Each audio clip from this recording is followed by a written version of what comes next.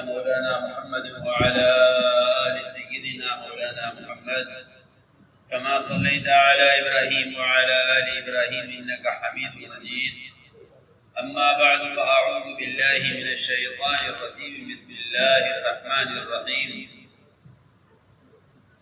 كنتم خير أمة أخرجت للناس تأمرون بالمعروف وتنهون عن المنكر وتؤمنون بالله. وقال الله سبحانه وتعالى والذين جاهدوا فينا لنهدينهم سبلنا فإن الله لمع المحسنين. وقال الله سبحانه وتعالى إنما يعمر مساجد الله من آمن بالله واليوم الآخر وأقام الصلاة وآتى الزكاة ولم يخش إلا الله فعسى أولئك أن يكونوا من المهتدين. وقال عليه الصلاة والسلام بعثت معلما. وقال عليه الصلاة والسلام بعثت داعيا.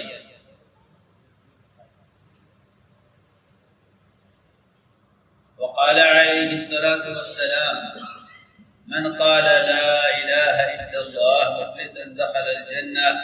قيل وما إخلاصها؟ قال أن تحجزه عن محارم الله أو كما قال عليه الصلاة والسلام. میرے محترم بزرگ و دوستو عزیزو، حضور اکرم صلی اللہ علیہ وسلم نے بنیادی طور پر امت کو ان اعمال پر مجتمع کیا تھا جو اعمال امت کی ہدایت کا، امت کی تربیت کا اور امت کی اصلاح کا بنیادی اعمال، بنیادی سبب تھا. لیکن امت ان اعمال پر مجتمع نہیں رہی. یہ امت کی گمراہی کا، امت کی جہالت کا اور امت کی بے دینی کا سبب بنا ہے. سب سے اہم بنیادی بات یہ ہے کہ امت نے اس راستے کو ہی چھوڑ دیا ہے جو راستہ ایمان کی تکمیل کے لیے اور جو راستہ عبادات میں کمال پیدا کرنے کے لیے اور جو راستہ معاشرے کی اصلاح کے لیے اور جو راستہ معاملات کی درستگی کے لیے اور جو راستہ اخلاق کی بلندی کے لیے دیا گیا تھا، امت نے اجتماعی طور پر اس راستے کو ہی چھوڑ دیا. میں عرض کروں گا کہ سب سے بنیادی مقصد انبیاء کی بعثت کا امت کو علم اور ایمان پر جمع کرنا تھا. یہ دو فریضے امت کے اندر سے اجتماعی طور پر ختم ہوئے. اسے سب سے پہلے جاننا چاہیے کہ اس ساری نقل حرف کا اور محنت کا سب سے بنیادی مقصد اپنے یقینوں کو بدلنا اور اپنے ایمان کی تجدید ہے. حکم حضور اکرم صلی اللہ علیہ وسلم کا صحابہ کو اور ساری امت کو قرآن کا حکم ہے کہ اپنے ایمان کی تجدید کرو، اپنے ایمان کو تازہ کرو. صحابہ نے عرض کیا یا رسول اللہ ایمان کی تجدید کیسے کریں؟ آپ نے فرمایا اکثروا من قول لا الہ الا اللہ. اس روایت کا مطلب کیا تھا؟ اس روایت کا مطلب صرف انفرادی ذکر کی کثرت نہیں ہے. اس روایت کا مقصد انفرادی ذکر کی کثرت نہیں ہے. اس روایت کا مطلب یہ ہے کہ دنیا جتنی شکلوں سے بھری ہوئی ہے اور بکثرت اسباب اور اللہ کی یاد سے غافل کرنے والے مناظر، اللہ کی یاد سے غافل کرنے والے اسباب سے دنیا بھری ہوئی ہے. تم اسی کثرت سے اللہ کی وحدانیت کو، اللہ تعالیٰ کی قدرت کو، اس کی بڑائی کو بیان کرو اور اس بنیاد پر امت کو لانے کے لیے نقل حرکت کے ذریعے امت کو دعوت دے کر ان ایمان کے حلقوں پر جمع کرو. یہ ہے لا الہ الا اللہ کی کثرت سے ایمان کی تجدید کا مطلب. اور یہی مطلب ہے ایمان کے حلقوں سے ایمان کی تکمیل کا مطلب بھی یہی ہے۔ ایمان کے حلقوں سے ایمان کی تکمیل کا مطلب ہی یہی ہے کہ تم لوگوں کو دعوت دے کر اسباب منکرات اللہ کے غیر سے ہونے کے ماحول سے، اللہ کے غیر سے ہونے کے ماحول سے نکال کر اللہ کی ذات عالی سے ہونے کے یعنی یقین پر اس ماحول پر خود کو جمع کر دو۔ اگر یہ کہہ دیا جائے کہ گشت کے بغیر ایمان کامل نہیں ہوتا، تو یہ کوئی غلو نہیں ہے، یہ کوئی مبالغہ نہیں ہے، اور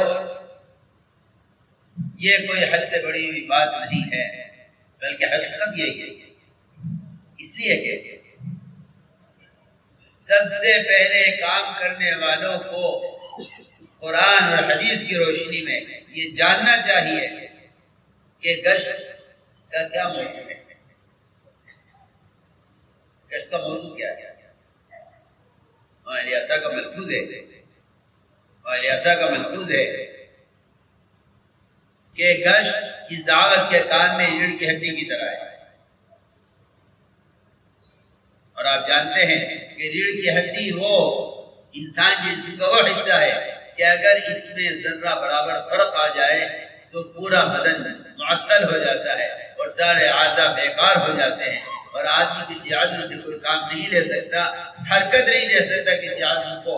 اگر ریڑھ کی ہڈی میں فرق آ جائے، معلوم ہوتا ہے کہ سارے دین کے شعبوں کا احیا، سارے دین کے شعبوں کا قیام اور تمام دین کے شعبوں کا صحیح طریقے سے استعمال ہونا اور چلنا، وہ سب اس گشت پر موقوف ہے۔ اس کی وجہ یہ ہے کہ سارے دین کے شعبوں کے اندر ایمان روح کا درجہ رکھتا ہے، اور گشت کے بغیر ایمان سے کامل نہیں ہوتا کہ ایمان کی تکمیل کے لیے امر معروف نہی منکر کی عملی محنت شرط ہے۔ اگر امر معروف نہی منکر کی عملی شکل نہیں ہے تو ایمان کی تکمیل صرف انفرادی اعمال سے نہیں ہوتی۔ میں نے عرض کیا کہ سب سے پہلی صفت تبلیغ میں صفت ایمان، سب سے پہلی دعوت انبیاء علیہ السلام کی، سارے احکام بعد میں آئے، سب سے پہلے یقین کی تکمیل اور ایمان میں کمال پیدا کرنے کا عمل بتلایا گیا ہے کہ تم لوگوں کو دعوت دے کر ان کو ان کے ماحول سے نکال کر ایمان سیکھنے کی غرض پر آپ ذرا غور کریں کہ متعدد صحابہ کی ملاقاتوں میں صرف اتنا ملتا ہے، قم بنا نؤمن ساعة، اجلس بنا نؤمن ساعة، تعال بنا نؤمن ساعة۔ عبداللہ بن رواحہ، معاذ بن جبل، ابی بن کعب، ابو ہریرہ اور عبداللہ بن رواحہ، ان سب کی ملاقاتوں میں صرف اتنا ملتا ہے کہ اٹھو اٹھو ہمارے ساتھ آؤ، اگر اپن کی دیر کے لیے مان لے آئے۔ معلوم یہ ہوتا ہے قرآن کی آیتوں سے اور آپ صلی اللہ علیہ وسلم کی احادیث اور روایتوں سے اور علماء مجتہدین کے اقوال سے معلوم ہوتا ہے کہ یہ گشت اور یہ ملاقاتیں اصل امت کو منکرات اور اللہ کے غیر کا یقین پیدا کرنے والی شکلوں سے نکال کر اللہ کی ذات عالی کا تعصب پیدا کرنے کے لیے انہیں مسجد میں جمع کیا جاتا تھا۔ یہ ہمارے یہاں تبلیغ میں اس کا موضوع ہے، یہی صحابہ کرام کا معمول ہے، یہی ہمارا معمول ہے اور یہی امت کا معمول ہونا چاہیے۔ اس لیے کہ حضور اکرم صلی اللہ علیہ وسلم نے ابتدائی نبوت سے لے کر خلفائے راشدین کے زمانے تک معمول یہ رہا ہے کہ نئے آنے والوں کو مسجد کے ماحول میں رکھا جاتا تھا، ان کے یقین کو بدلنے کے لیے اور ان کی طبیعتوں کو پلٹنے کے لیے اور ان کے دلوں کے اندر ایمان اور اعمال کی رغبت پیدا کرنے کے لیے انہیں مسجد کے ماحول میں رکھا جاتا تھا۔ بلکہ ابو ہریرہ رضی اللہ عنہ فرماتے ہیں کہ تم افضل امت ہو نہیں سکتے جب تک تم لوگوں کو ان کے ماحول سے نکال کر اپنے ماحول میں لے کر نہ آؤ، تم افضل امت نہیں ہو سکتے۔ میں نے پہلی بات عرض کی ہے کہ اس دعوت و تبلیغ کے ذریعے سب سے پہلے یقین کی تبدیلی اور اس کی درستگی مطلوب ہے، اور اس کے لیے کوئی راستہ نہیں ہے، کوئی نیا طریقہ نہیں ہے۔ ساری امت کے لیے محمد صلی اللہ علیہ وسلم جس طرح عبادات اور معاشرے میں نمونہ ہے، اس طرح آپ صلی اللہ علیہ وسلم کا طریقہ عمل قیامت تک امت کی تربیت کے لیے آپ کا طریقہ دعوت بھی اسی طرح نمونہ ہے۔ بلکہ ابو بکر صدیق رضی اللہ تعالیٰ عنہ کا بھی اور ان کے بعد کے خلفاء اور ائمہ مذاہب کا بھی قول یہی ملتا ہے کہ اس امت کے بعد کی اصلاح ہو نہیں سکتی جب تک امت وہ نہ کرے جو امت کے پہلو نہیں کیا ہے۔ اس لیے میں تاکید سے عرض کر رہا ہوں کہ تبلیغ میں گشت کا موضوع امر بالمعروف و نہی عن المنکر کی عملی محنت ہے، جس کے بغیر ایمان کی تکمیل اپنے انفرادی اعمال سے بھی نہیں ہو سکتی۔ یہ علماء نے لکھا ہے، میں علماء کے اقوال کی روشنی میں عرض کر رہا ہوں۔ ہم میں سے ہر شخص گشت کا اس لیے محتاج ہے، ہم میں سے ہر شخص گشت کا اس لیے محتاج ہے، میں پھر اپنی بات دہراتا ہوں، ہم میں سے ہر شخص گشت کا اس لیے محتاج ہے کہ امر معروف و نہی عن المنکر کی عملی محنت اس کے علاوہ اور کوئی ذریعہ مسنون نہیں ملتا۔ صرف یہ ایک ہی واحد طریقہ ہے کہ لوگوں کے پاس جا کر ان کو دعوت دے کر انہیں معروفات پر آمادہ کرنا، ان کو منکر کے ماحول سے نکال کر معروفات کے ماحول میں لانا۔ اس کے علاوہ امت تک دعوت کے پہنچانے کے جتنے طریقے ہیں سب طریقے غیر مسنون ہیں، رواجی ہیں، غیر مؤثر ہیں۔ تذکیر کا صرف ایک سبب ہے کہ مسلمان کے پاس جا کر اس کو دین پر آمادہ کرے، اس کو دین یاد دلائے۔ تذکیر کا اس کے علاوہ اور کوئی سبب مسنون نہیں ہے۔ سارے ذرائع مروج ہیں، غیر مسنون ہیں، غیر مؤثر ہیں۔ اس لیے تاکید سے عرض کر رہا ہوں کہ ہر فرد اس بات کی کوشش کرے کہ جو اہمیت میرے اسلام کے لیے ایمان کی ہے اور جو اہمیت میری اطاعت کے لیے ایمان کی ہے وہ اہمیت گشت کی ہے۔ اس لیے گشت کا موضوع امر معروف و نہی عن المنکر کی عمل میں گھر میں جمع ہو کر اللہ کی بڑائی کا سننا، اس کے علاوہ اور کوئی ذریعہ اللہ کے غیر کے تاثر کے ختم کرنے کا نہیں ملتا۔ اللہ کے غیر کا تاثر جب نکلے گا جب اللہ کے گھر میں جمع ہو کر، یہ اصولی بات ہے، جو آدمی جس گھر میں ہوتا ہے اس گھر والے کا تاثر ان میں پیدا ہوتا ہے۔ آپ عزیز کوٹھی میں جائیں اس کی وزارت کا تاثر پیدا ہوگا، آپ کسی فقیر کے جھوپڑے میں جائیں اس کے فقر کا تاثر پیدا ہوگا۔ پھر اللہ کے گھر میں آ کر اللہ کا تاثر کیوں نہیں پیدا ہوگا؟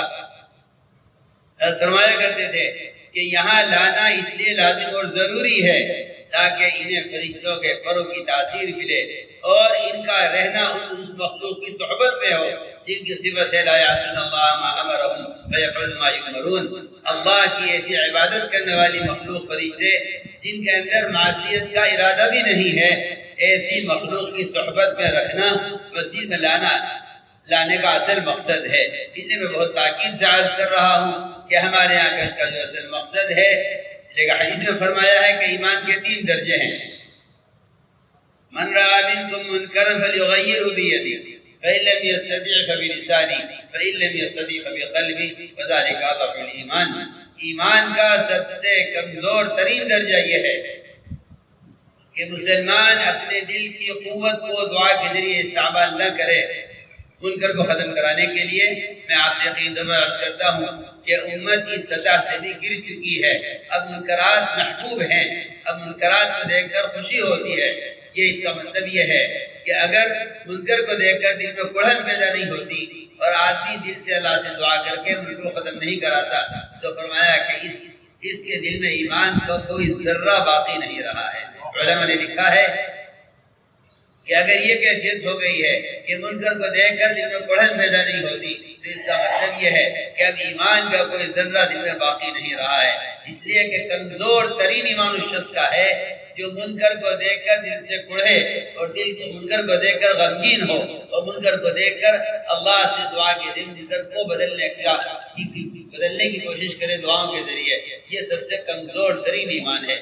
میں نے عرض کیا کہ تغییر کا حکم ہے، جو تمہیں سے منکر کو دیکھے اس کو چاہیے کہ منکر کرنے والے کی جگہ کو تبدیل کر دے۔ اس لیے کہتے ہیں کہ دعوت دے کر عمل کے ماحول میں لایا جائے۔ حضور اکرم صلی اللہ علیہ وسلم کا عام معمول تھا کہ آپ صلی اللہ علیہ وسلم نئے آنے والوں کو عمل کے ماحول میں رکھا کرتے تھے۔ وقت ثقیف نے فرائض سے انکار کیا، فرمایا مسجد میں رکھو یہی علاج ہے ان کا۔ ثمامہ نے اسلام سے انکار کیا، فرمایا مسجد میں رکھو اس کا دل پلٹے گا۔ اتنے واقعات بے شمار ہیں ایسے کہ حضور اکرم صلی اللہ علیہ وسلم نے صرف مسجد کے ماحول کو ہی دلوں کے بدلنے کا سبب قرار دیا ہے۔ بلکہ میں عرض کرتا ہوں کہ جن کی کیفیت مسجد سے باہر آپ سے نفرت اور بغض کی ایسی تھی کہ وہ اپنے کانوں کے اندر روئی ڈالے ہوئے تھے، آپ کی بات سننا پسند نہیں کرتے تھے، ایسے لوگوں نے مسجد میں قدم رکھتے ہی کانوں سے روئی نکالی اور آپ کی بات کو سنا۔ طفیل بن عمرو دوسی رضی اللہ تعالیٰ عنہ یہ وہ شخص ہیں جو آپ کی بات سننا نہیں چاہتے تھے، لیکن فرماتے ہیں مسجد میں قدم رکھا تو میرے دل نے اندر سے تقاضے کہ ان کی بات کو سننا چاہیے۔ فرماتے ہیں بات کو سنا، اس ایک فرد نے جس نے مسجد میں آ کر بات سنی ہے، یہ 80 خاندانوں کے اسلام میں داخل ہونے کا ذریعہ بنا ہے۔ آپ ذرا غور کریں، ایک فرد جو مسجد سے پیغام لے کر جا رہا ہے اپنی قوم کی طرف، وہ 80 خاندانوں کے ایسے خاندان کی قوم کا ذریعہ بن رہا ہے، ہدایت کا ذریعہ بن رہا ہے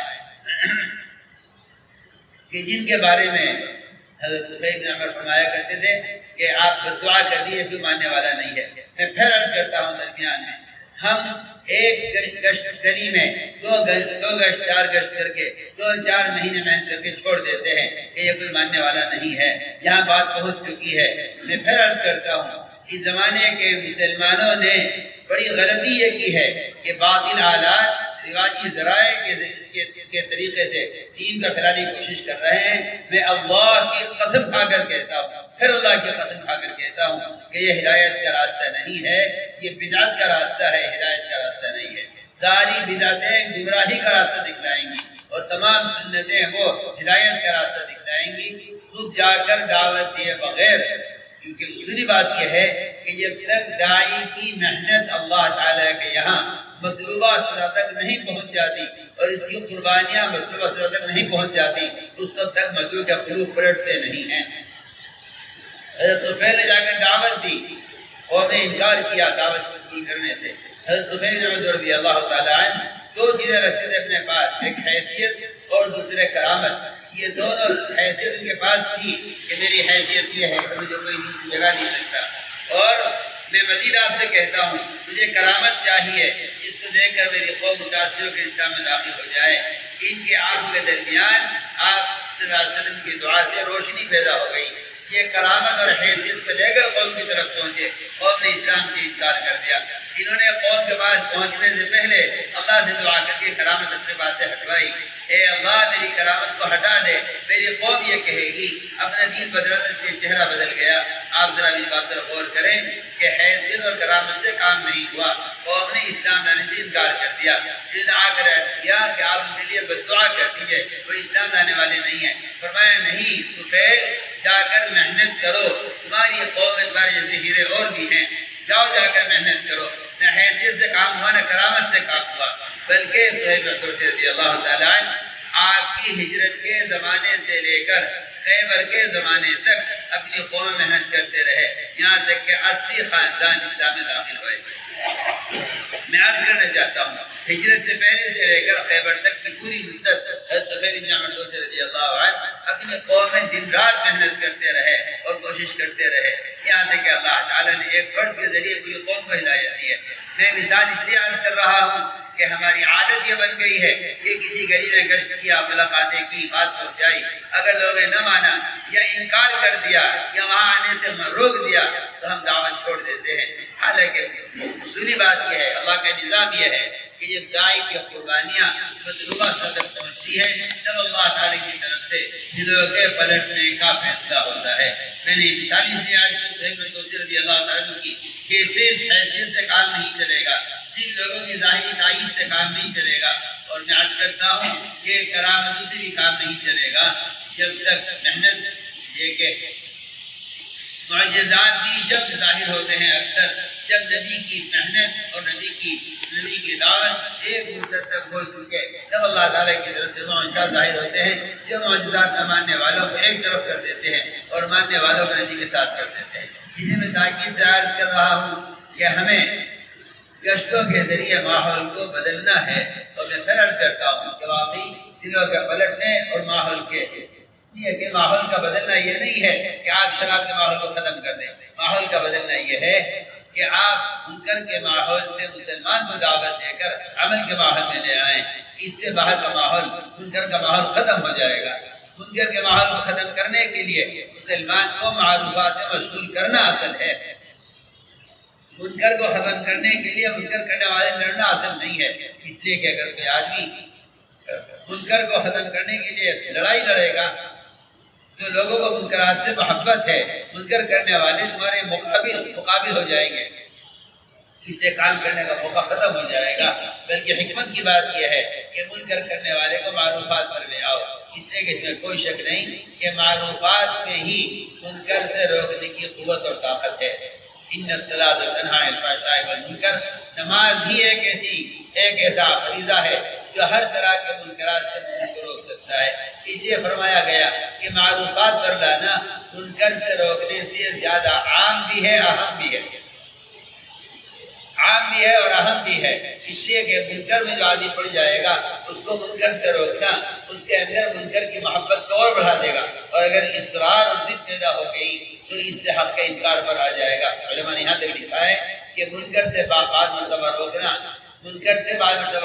ٹھیک نہیں ہوتا، بلکہ منکر سے ہر جگہ روکنا مناسب نہیں ہے۔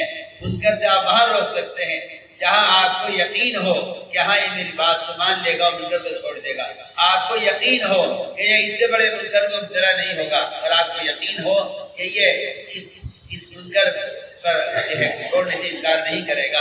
اگر آپ کو یقین ہے تو آپ ان سے روک سکتے ہیں، اور اگر اس کا اندیشہ ہے کہ یہ بڑے منکر میں مبتلا ہو جائے گا، یہ بات سے انکار کر دے گا، تو یہاں تک فرمایا کہ پھر ایسے شخص کو منکر سے روکنے کے بجائے صرف معروفات پر ہی آمادہ کیا جائے، اس لیے کہ معروفات کے اندر منکرات سے روکنے کی طاقت ہے۔ میری بات کا خلاصہ یہ ہے کہ ہم دعوت دے کر لوگوں کو ان کو ماحول سے نکالیں۔ میں آپ کو مثال دیتا ہوں، حضرت کی فرمایا کرتے تھے کہ گندگی کھانے والی مرغی جس کو جلالہ کہا جاتا ہے، اس کو بھی استعمال کا قابل بنانے کے لیے اس کو اس کے دربے میں بند کیا جاتا ہے تاکہ وہ ایک وقت تک گندگی نہ کھائے، جس سے اس کے بدن سے گندگی کا اثر ختم ہو جائے۔ اس طرح میں عرض کرنا چاہتا ہوں کہ صرف لوگوں کے کام میں بات ڈال دینا تبلیغ نہیں ہے، صرف پیغام پہنچا دینا تبلیغ ہماری عصا کا ملفوظ ہے، کام میں بات ڈالنا تبلیغ نہیں ہے، دلوں میں اتارنا تبلیغ ہے۔ دعوت پیغام پہنچانا نہیں ہے، خوشامد کر کے عمل کروانا دعوت ہے، خوشامد کر کے فریضہ ادا کرا دینا دعوت ہے، اس لیے پیغام پہنچا دینا نہ تبلیغ ہے نہ دعوت ہے۔ اسے میں تاکید سے عرض کر رہا ہوں کہ یہ ہمارے کشت کا یہ موضوع ہے کہ کسی بھی طرح خوشامد کر کے لوگوں کو عمل کے ماحول کی طرف لے کر آؤ۔ تو میں نے جو عرض کیا ہے مثال صحیح مرتضی رضی اللہ تعالیٰ کا، اس کا مطلب ہی یہی ہے کہ جو ماحول میں آ کر بات سنیں گے پیغام لے کر کے، اللہ تعالیٰ کے قرآن میں وعدہ ہے کہ جو اللہ کا پیغام اللہ کے بندوں تک خود پہنچاتے ہیں، اللہ تعالیٰ ان کے دلوں سے اپنے غیر کا خوف نکال دیتے ہیں۔ لم یشاء الا اللہ قرآن کا وعدہ ہے، اور فعسى اولئک ان یکونوا من المہتدین قرآن کا وعدہ ہے کہ یہ ہوں گے ہدایت یافتہ جو مسجد سے دین کا پیغام لے کر لوگوں کے پاس دعوت دینے کے لیے جائیں گے۔ لانا نہیں ہے گشت کا موضوع، امت کو فرائض پر جمع کرنا گشت کا موضوع ہے۔ میں عرض کر چکا ہوں تفصیل سے کہ ایمان کے فریضے پر امت کو جمع کرنے کے لیے گشت مسنون ہے، اس لیے کہ اللہ کی ذات عالی کا تأثر پیدا کرنا مسجدوں میں مغیبات کے حلقوں سے، حاجت الحق صاحب اللہ غیر رحمت کرے، اس بات پر اتنا اصرار تھا آخر تک کہ اللہ کے غیر کا تأثر دلوں سے نکلے گا نہیں۔ ان بازاروں میں، ان ایوانوں میں اور ان جو ہے وزراء اور صدروں کے اور اللہ کے غیر سے جہاں ان کو بولا جاتا ہے، اس ماحول میں رہنے سے اللہ کے غیر کا تأثر پیدا ہوگا۔ اللہ کا تأثر پیدا کرنے کے لیے شرط یہ ہے کہ ان کو اس ماحول کے سے نکالا جائے، اور مسجدوں میں اللہ کا تأثر پیدا کرنے کے لیے انہیں ایمان کے حلقوں میں لا کر جوڑا جائے۔ میں نے عرض کیا تبلیغ کا گشت کا موضوع امت کو فرائض پر جمع کرنا ہے، صرف فرائض کا علم بتلا دینا یا فرائض کی اہمیت بتلا دینا نہیں ہے۔ خوشامد کر کے جس طرح ایک آدمی کو شرک کے ماحول سے نکال کے ماہ میں لانا کرتے، اس طرح خوشامد کر کے لوگوں کو نماز کے فریضے کے ادا کرنے پر لانا ہمارے گھر کا موضوع ہے۔ میں عرض کرنا چاہتا ہوں، نماز ایمان کے بعد سب سے بڑا رکن ہے۔ جس کی زندگی میں نماز نہیں، اس کا اسلام میں کوئی حصہ نہیں ہے۔ حضرت عمر رضی اللہ تعالیٰ عنہ کی آخری بات دنیا سے جاتے جاتے کہ نماز اسلام کا وہ رکن ہے کہ زندگی میں نماز نہیں، اس کے اسلام میں کوئی حصہ نہیں۔ میں پھر عرض کرتا ہوں، لوگ یہ سمجھتے ہیں کہ فرائض لوگوں کو معلوم ہے، جسے اللہ توفیق دے گا وہ پڑھے گا۔ میں کہتا ہوں کہ یہ کوئی تبلیغ اور دعوت نہیں، بلکہ مسلمان کی ذمہ داری یہ ہے کہ وہ ایک مسلمان کو نماز پر آمادہ کر کے خوشامد کر کے اس سے نماز ادا کروائے۔ یہ میں کہتا ہوں کہ یہ خود اپنی نماز کی تکمیل کا بھی ایک سبب ہے۔ سمائے کرتے تھے، جس عمل کی طرف تم لوگوں کو یقین کے ساتھ لاؤ گے، اس عمل پر اللہ تعالیٰ تمہیں پہلے یقین عطا فرمائیں گے۔ جس عمل سے دوسروں کا آمادہ کرو گے، اللہ تمہارے اس عمل کے اندر تمہیں استقامت عطا فرمائیں گے۔ اسے تاکید سے عرض کر رہا ہوں کہ دوسرا رکن، دوسرا بنیادی فریضہ وہ اسلام میں نماز کا فریضہ ہے۔ یہ اسلام کا وہ رکن ہے جس کے بغیر مسلمان کے اسلام میں حصہ نہیں ہے۔ اپنے مقام پر رہتے ہوئے ہمارے گشتری کو اس بات کی ہے کہ محلے میں کوئی بے نمازی نہ رہے۔ یہ ہمارے اپنے مقام پر رہ کر محنت کر کے اسی کوشش کرنا ہے۔ اللہ کے راستے میں نکلنے کی غرض بھی یہی ہے کہ نماز میں کمال پیدا ہو۔ میں عرض کرتا ہوں، اگر کوئی شخص اللہ کے راستے میں اس غرض سے نہیں نکلتا کہ میں تو نماز پڑھتا ہی ہوں، نماز نکلے تو جو بے نمازی ہوں، میں عرض کرنا چاہتا ہوں کہ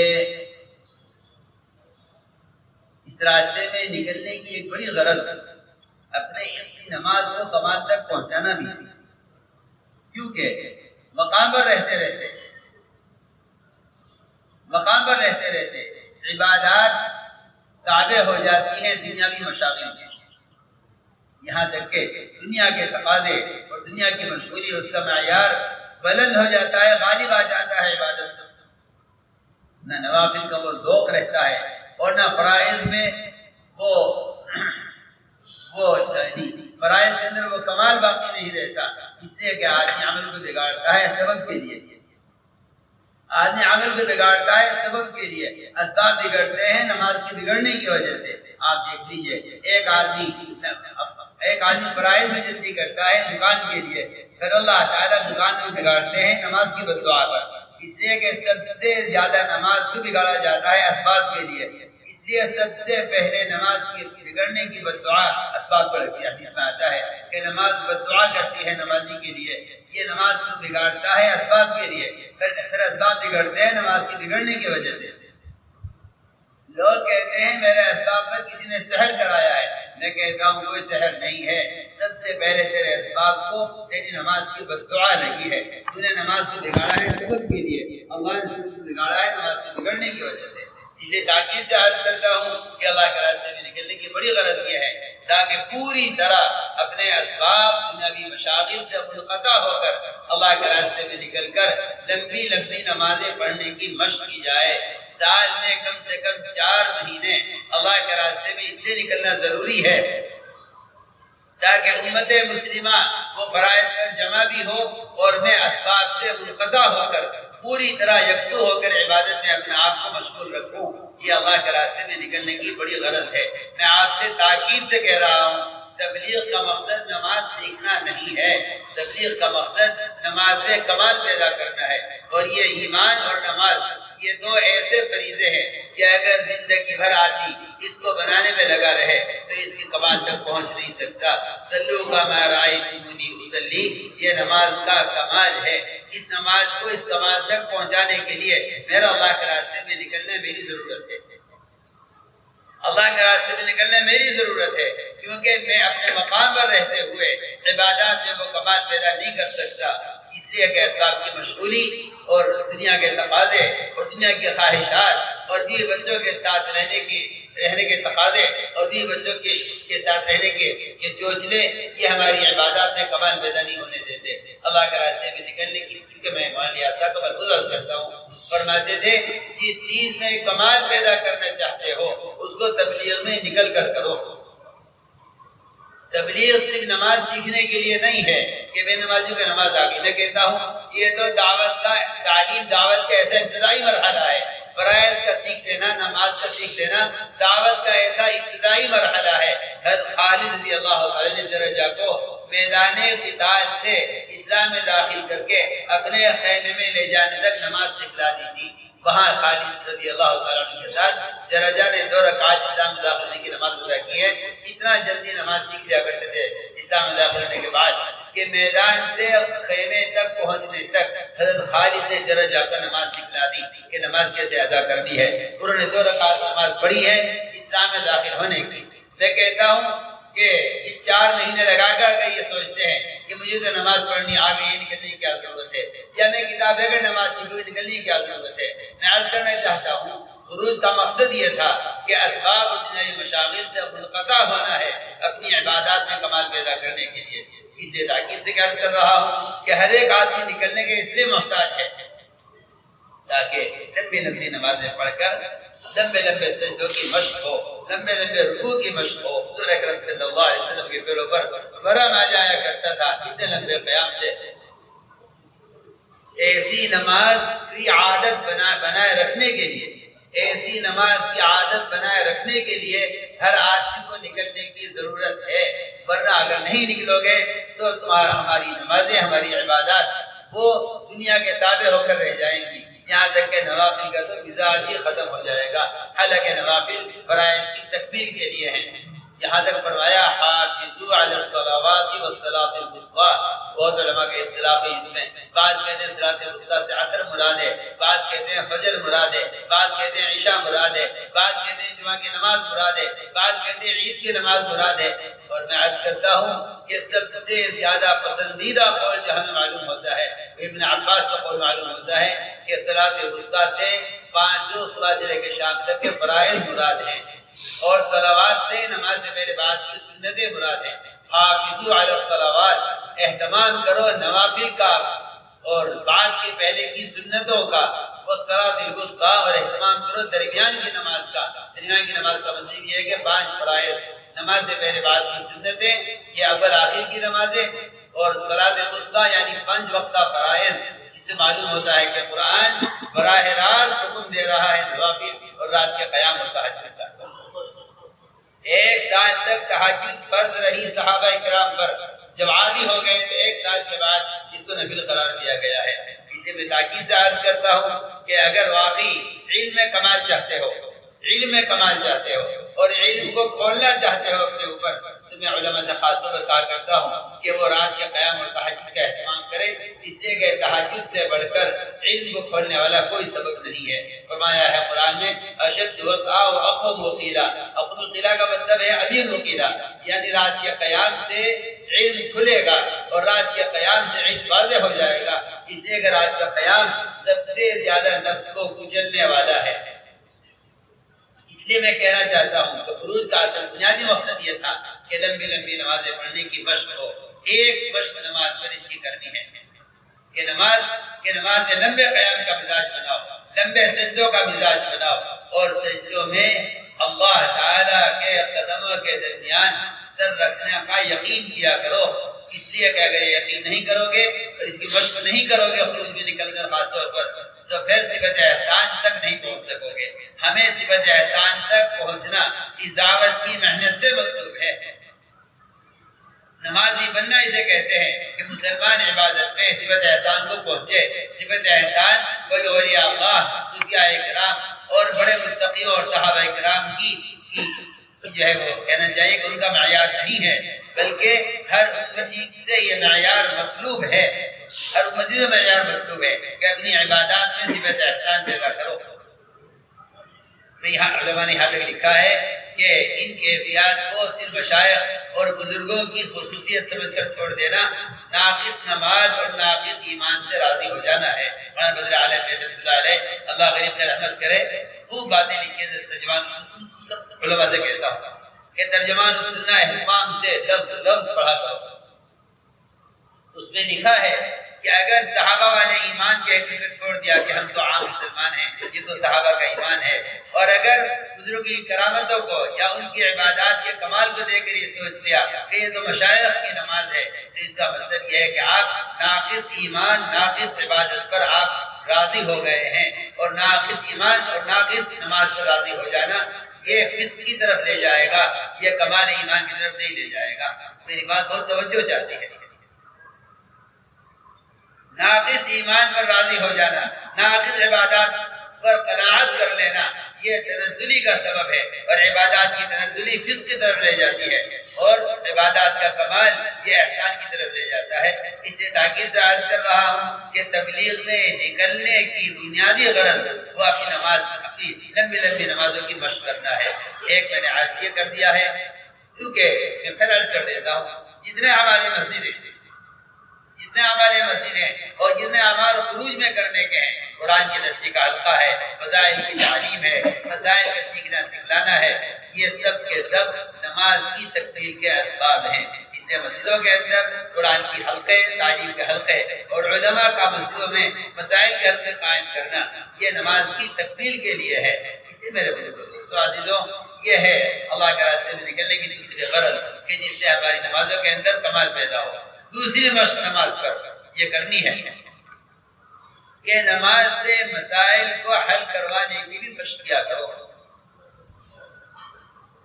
اس کی مشق کا مطلب ہرگز یہ نہیں ہے کہ اسباب بالکلیہ ترک کر دیے جائیں۔ اسباب کے ترک کرنے کا اسلام ہرگز نہ حکم دیتا ہے نہ ترغیب دیتا ہے۔ اسلام نہ اس کی ترغیب دیتا ہے نہ اس کا حکم دیتا ہے۔ میں کہتا ہوں یہ بے اعتدالی ہے، جہالت ہے کہ اسباب ترک کرو تاکہ اللہ کی ذات سے فائدہ اٹھانے کے راستے کھلے۔ میں کہتا ہوں نیری جہالت ہے، نیری جہالت ہے۔ کہیں اسباب ترک کرنے کا حکم نہیں دیا گیا ہے، ہاں بے شک اسباب کو مؤخر کرنے کا حکم دیا گیا ہے۔ اسباب کو مؤخر کرنے کا حکم ہے، عمل کو مقدم کرنے کا حکم ہے، تاکہ یقین سبب سے عمل کی طرف منتقل ہو جائے۔ اس کے لیے اسباب کو مؤخر کرنے کا حکم ہے۔ فرمایا احملوا حوائجکم علی المکتوبات، اپنی نمازوں کو، اپنی حاجتوں کو مؤخر کیا کرو فرض نمازوں کے لیے، اور ظاہر بات ہے کہ فرض نماز مسجد میں ہی ادا کی جائے گی، اس لیے فرمایا کہ اپنی حاجت کو لے کر مسجد میں آؤ۔ احملوا حوائجکم المکتوبات عبداللہ بن مسعود کا قول ہے، فرماتے ہیں نمازوں کو، اپنی حاجتوں کو مؤخر کیا کرو نمازوں پر، کہ بھئی ظہر کی نماز ہوگی، مسجد جائیں گے، وہاں اللہ سے مانگیں گے، اس کے بعد سے بھی اختیار کریں گے۔ ہم اسباب اختیار کرنے سے انکار نہیں کرتے، اسباب کو عمل پر مقدم کرنے سے انکار کرتے ہیں۔ ایک صحابی نے سوال کیا حضور اکرم صلی اللہ علیہ وسلم سے، عرض کیا میں تجارت کے لیے بحرین جانا چاہتا ہوں۔ فرمایا پہلے 2 رکعت نماز پڑھ لو، تجارت سے روکا نہیں ہے کہ نہیں تم تجارت کیوں کرتے ہو، اللہ کے چاہنے والے ہیں، اللہ کے چاہنے والے توکل کرو۔ میں کہتا ہوں کہ عمل چھوڑ کر توکل کرنا یا اسباب کو چھوڑ کر توکل کرنا، ہمیں دونوں چیزیں نہیں ملتی سیرت۔ نہ عمل کو چھوڑ کر توکل ملتا ہے، نہ اسباب کو ترک کر کے توکل ملتا ہے، بلکہ توکل ملتا ہے، اگر ملتا ہے تو وہ عمل کو سبب پر مقدم کرنے میں توکل ملتا ہے۔ توکل کا تقاضا یہ ہے کہ اسباب کو مؤخر کرو، اگر تمہارا یقین اللہ کے وعدوں پر، اللہ کی ذات پر ہے تو اسباب کو مؤخر کرو۔ اس لیے تاکید سے عرض کر رہا ہوں کہ ایک مشق نماز میں جس کی حضور اکرم صلی اللہ علیہ وسلم جن کے لیے آسمان سے کھانے تیار اترتے تھے، آپ صلی اللہ علیہ وسلم نے اس کے باوجود امت کو دعا کی تعلیم دینے کے لیے بار بار مسجد میں آ کر اللہ سے کھانا مانگا ہے، بار بار جا کر گھر معلوم کیا ہے، بار بار مسجد میں آئے۔ روایت میں 4 مرتبہ آپ کو مسجد میں آنا ثابت ہے، ایک ہی وقت میں کہ آ کر مسجد میں اللہ سے دعا مانگ کر کھانا مانگا ہے، گھر جا کر پوچھا کھانا ہے کہ نہیں آیا۔ 4تھی مرتبہ عثمان کے یہاں سے کھانا آیا ہے۔ امت کو بار بار دعا پر قائم رکھنے کے لیے اور بار بار اللہ سے مانگنے کی مشق کرانے کے لیے اور امت کی تعلیم دینے کے لیے آپ نے بذات خود ہی عمل کیا ہے، جبکہ آپ کے لیے کھانا آسمان سے اترا بھی کرتا تھا، اور اللہ کا آپ سے وعدہ بھی ہے لا نسألک رزقا نحن نرزقک، کہ ہم آپ سے روزی کمانا نہیں چاہتے، آپ کام کیجیے روزی ہم آپ کو دیں گے۔ اس کے باوجود آپ صلی اللہ علیہ وسلم نے امت کو دعا کی تعلیم دینے کے لیے بار بار مسجد میں آ کر اللہ سے کھانا مانگا ہے۔ اس تاکید سے عرض کر رہا ہوں کہ ایک مشق یہ ہے نماز پر کہ اپنی حاجتوں کو مؤخر کیا کرو فرض نمازوں کے لیے کہ اللہ تعالیٰ سے نماز کے بعد مانگیں گے. میں اختیار کر رہا ہوں کہ تبلیغ میں نکل کر نمازوں پر اس اعتبار سے انشاءاللہ ہمیں محنت کرنی ہے اور مشقت کرنی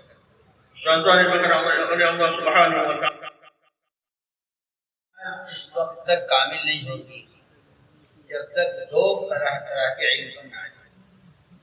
ایک فضائل کا علم، دوسرے مسائل کا علم. فضائل کا علم کیا ہے؟ فضائل کا علم ہر عمل کو وعدوں کے یقین پر لانا ہے. عمل کو وعدوں کے یقین پر لانا تعلیم ہے. عمل کو وعدوں کے یقین پر لانا تعلیم ہے. تعلیم کا حاصل یہ ہے کہ جس عمل کو کر رہے ہو اس عمل کی فضیلت کو ذہن میں رکھو اور اس وعدے کو دل میں رکھ کر عمل کرو. یہ عمل کے اندر عمل کے اندر احتساب پیدا کرنا ہے. اور فرماتے تھے کہ جس میں احتساب نہیں اس کے لیے کوئی اجر نہیں اور جس کی نیت بھی اس کا عمل میں کوئی اعتبار نہیں ہے. ہمارے ہاں تعلیم وعدوں کے یقین کو دلوں میں تازہ کرنے کے لیے ہے. یہاں تک کہ صحابہ کرام اس کا عادی ہو گئے تھے کہ جب کوئی مسئلہ پیش آتا تھا تو وعدوں کا یقین انہیں کھینچ کر مسجد کی طرف لے جایا کرتا تھا. آپ جانتے ہیں کہ جو مسئلہ بھی پیش آیا بارشوں کو رکنے کا یا سیلابوں کے آنے کا یا آگ کے لگنے کا، ان سارے مسائل کو مسجد سے حل کرایا جاتا تھا. فرمایا کرتے تھے کہ مسجدیں ایسی بنی ہوئی تھی جیسے کنٹرول روم ہوتے ہیں کہ یہاں آ کر چاہو بارشیں برس لاؤ یا بارشیں بند کراؤ، یہاں آ کر جس کام کو کرواؤ گے وہ کام یہاں سے ہوگا. فرماتے تھے کہ ہر ایک بات جانتا تھا. سن 9 ہجری کا اسلام لانے والا شخص کبار صحابہ کے ہوتے ہوئے وہ اس بات کی استعداد رکھتا تھا کہ وہ اس آگ کو پہاڑ کی کوہ میں داخل کر دے. سیدنا رضی اللہ تعالیٰ عنہ نے اس آگ کو سمیٹا ہے. اس آگ کے لگنے پر سارا مدینہ جلا ہے. بعد میں اس آگ کو مدینے میں داخل کرنے کے لیے 7 ہجری کا مسلمان کافی تھا. یعنی مطلب یہ تھا کہ مسلمان اپنے ہر مسئلے میں سب سے پہلے قدم اٹھایا مسجد کی طرف. یہ مسجد میں تعلیم کے حلقوں کا اصل مقصد تھا. حضور اکرم صلی اللہ علیہ وسلم نے جتنے وعدے صحابہ سے کیے ہیں یہ سارے وعدے اللہ تعالیٰ کے لیے پورے فرمائے ہیں.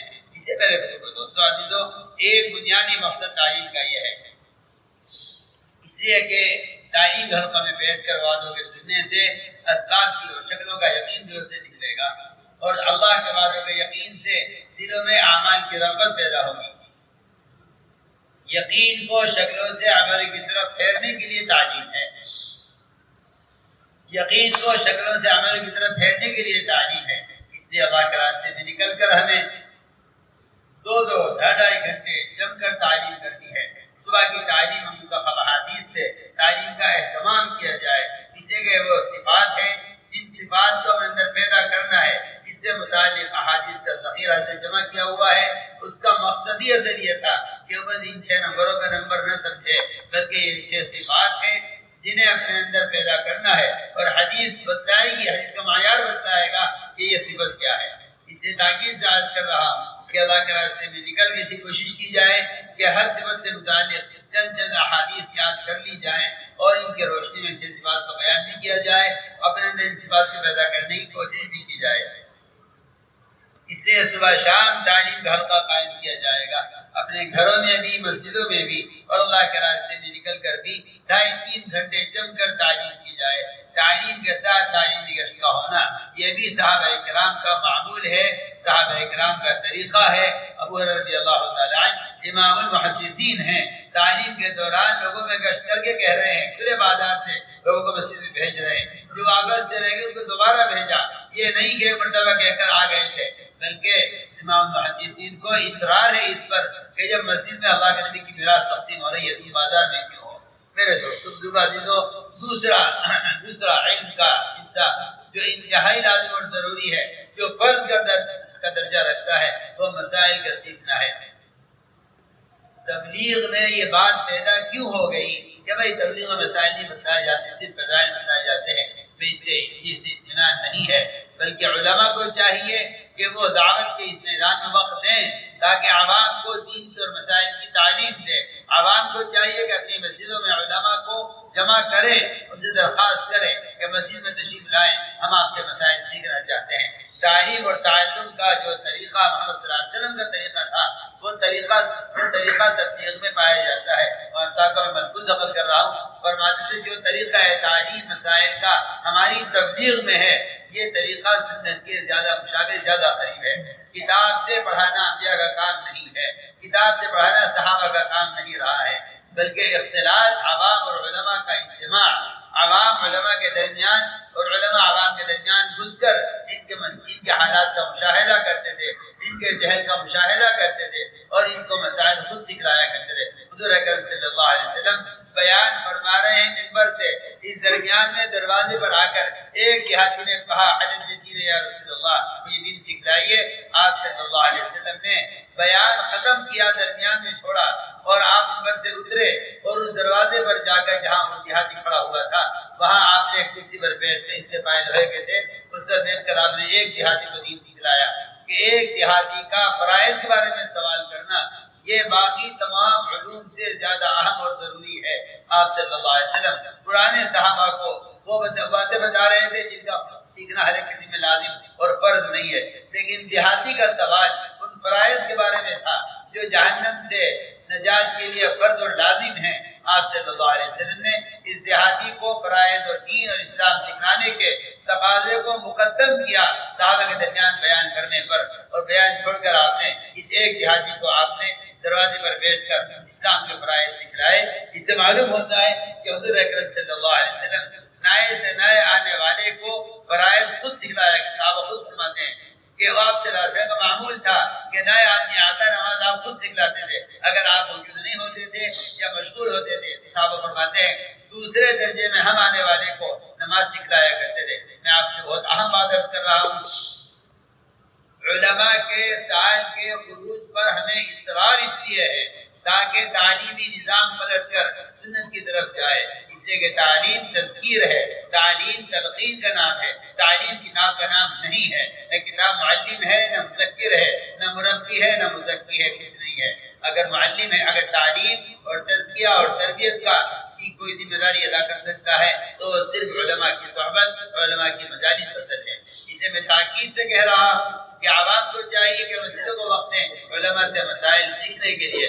علماء سے تاکیداً درخواست کر رہا ہوں کہ اگر وہ اس کتاب پڑھاتے ہیں تو اس کتاب کے پڑھانے میں امت کا اس میں حصہ نہیں ہے۔ امت کا وہ عام طبقہ جو مدارس میں داخلہ نہیں لے سکتا، جو 8 سال 6 سال 5 سال آپ سے تعلیم کے لیے فارغ نہیں کر سکتا، وہ دن میں مشکل سے گھنٹے 2 گھنٹے آپ کو دے سکتا ہے، ایسے عوام الناس کی تعلیم کا کیا ہوگا؟ علماء کی ذمہ داری ہے مستفتی خود تیار کریں، یہی سنت ہے۔ حضور اکرم صلی اللہ علیہ وسلم فرما رہے ہیں خذوا عنی مناسککم، آپ فرما رہے ہیں مجھ سے پوچھتے کیوں نہیں، میں کیوں کر رہا ہوں؟ درخت کی ٹہنی ہلا کر آپ سائل کو تیار کر رہے ہیں، صحابی کو مجھ سے پوچھتے کیوں نہیں، میں ٹہنی کیوں ہلا رہا ہوں؟ ایک اچھی نماز پر گناہوں کے جھڑنے کی مثال دینے کے لیے آپ نے حدیث بیان کرنے سے پہلے درخت کی ٹہنی کو ہلا کر فرمایا حضرت سے پوچھتے کیوں نہیں ہو، میں ایسا کیوں کر رہا ہوں؟ انہوں نے پوچھا کہ ایسا کیوں کر رہے ہیں، تب آپ نے حدیث بیان فرمائی، مستفتی خود تیار کیا، سائل کو خود تیار کیا۔ یہ ان صحابی نے اس حدیث کو نقل کرنے کے لیے حدیث لکھ کر چھاپ کر تقسیم نہیں کرا دی، بلکہ اب زمانے میں تو اور بھی جہالت ہے کہ باطل آلات کے ذریعے علم کی اشاعت کو تبلیغ سمجھتے ہیں اور تعلیم سمجھتے ہیں۔ میں کہتا ہوں کہ یہ علم کو رواج کی طرف لے جانا ہے سنت سے ہٹا کر۔ میں سب سے تاکید سے کہہ رہا ہوں کہ علماء کو چاہیے کہ مساجد کو وقت دیں تاکہ عوام اور علماء کی صحبت کا جو طریقہ دور نبوت میں تھا وہ طریقہ دنیا کے تمام مساجد کے اندر دوبارہ زندہ ہو۔ تو میں نے عرض کیا کہ صحابی نے اس روایت کو نقل کرنے کے لیے حدیث چھاپ کر تقسیم نہیں کرا دی، بلکہ فرمایا انس رضی اللہ تعالیٰ نے تابعین سے مجھ سے پوچھتے کیوں نہیں ہو، میں ٹہنی کیوں ہلا رہا ہوں؟ انہوں نے پوچھا ٹہنی کیوں ہلا رہے ہو؟ فرمایا اللہ کے نبی نے ٹہنی ہلا کر مجھ سے فرمایا تھا پوچھتے کیوں ٹہنی کیوں ہلا رہے ہو؟ میں نے پوچھا تو یہ جواب دیا تھا۔ اس سے معلوم ہوتا ہے کہ صحابہ کرام نے آپ کے طرز تعلیم کو بھی باقی رکھا ہے، آپ کے طرز تعلیم کو بھی باقی رکھا ہے، علم کے منتقل کرنے کے لیے ان تمام کاموں کو کیا ہے جو کام محمد صلی اللہ علیہ وسلم نے کیے ہیں۔ اس لیے میں تاکید سے کہہ رہا ہوں کہ مسجد کا ایک بنیادی عمل مسائل کا معلوم کرنا اور مسائل کا سیکھنا بھی ہے، جس کے لیے عوام کو چاہیے مسجدوں کو وقت دیں، علماء کو چاہیے کہ مسجدوں کو وقت دیں تاکہ عوام علماء کا یہاں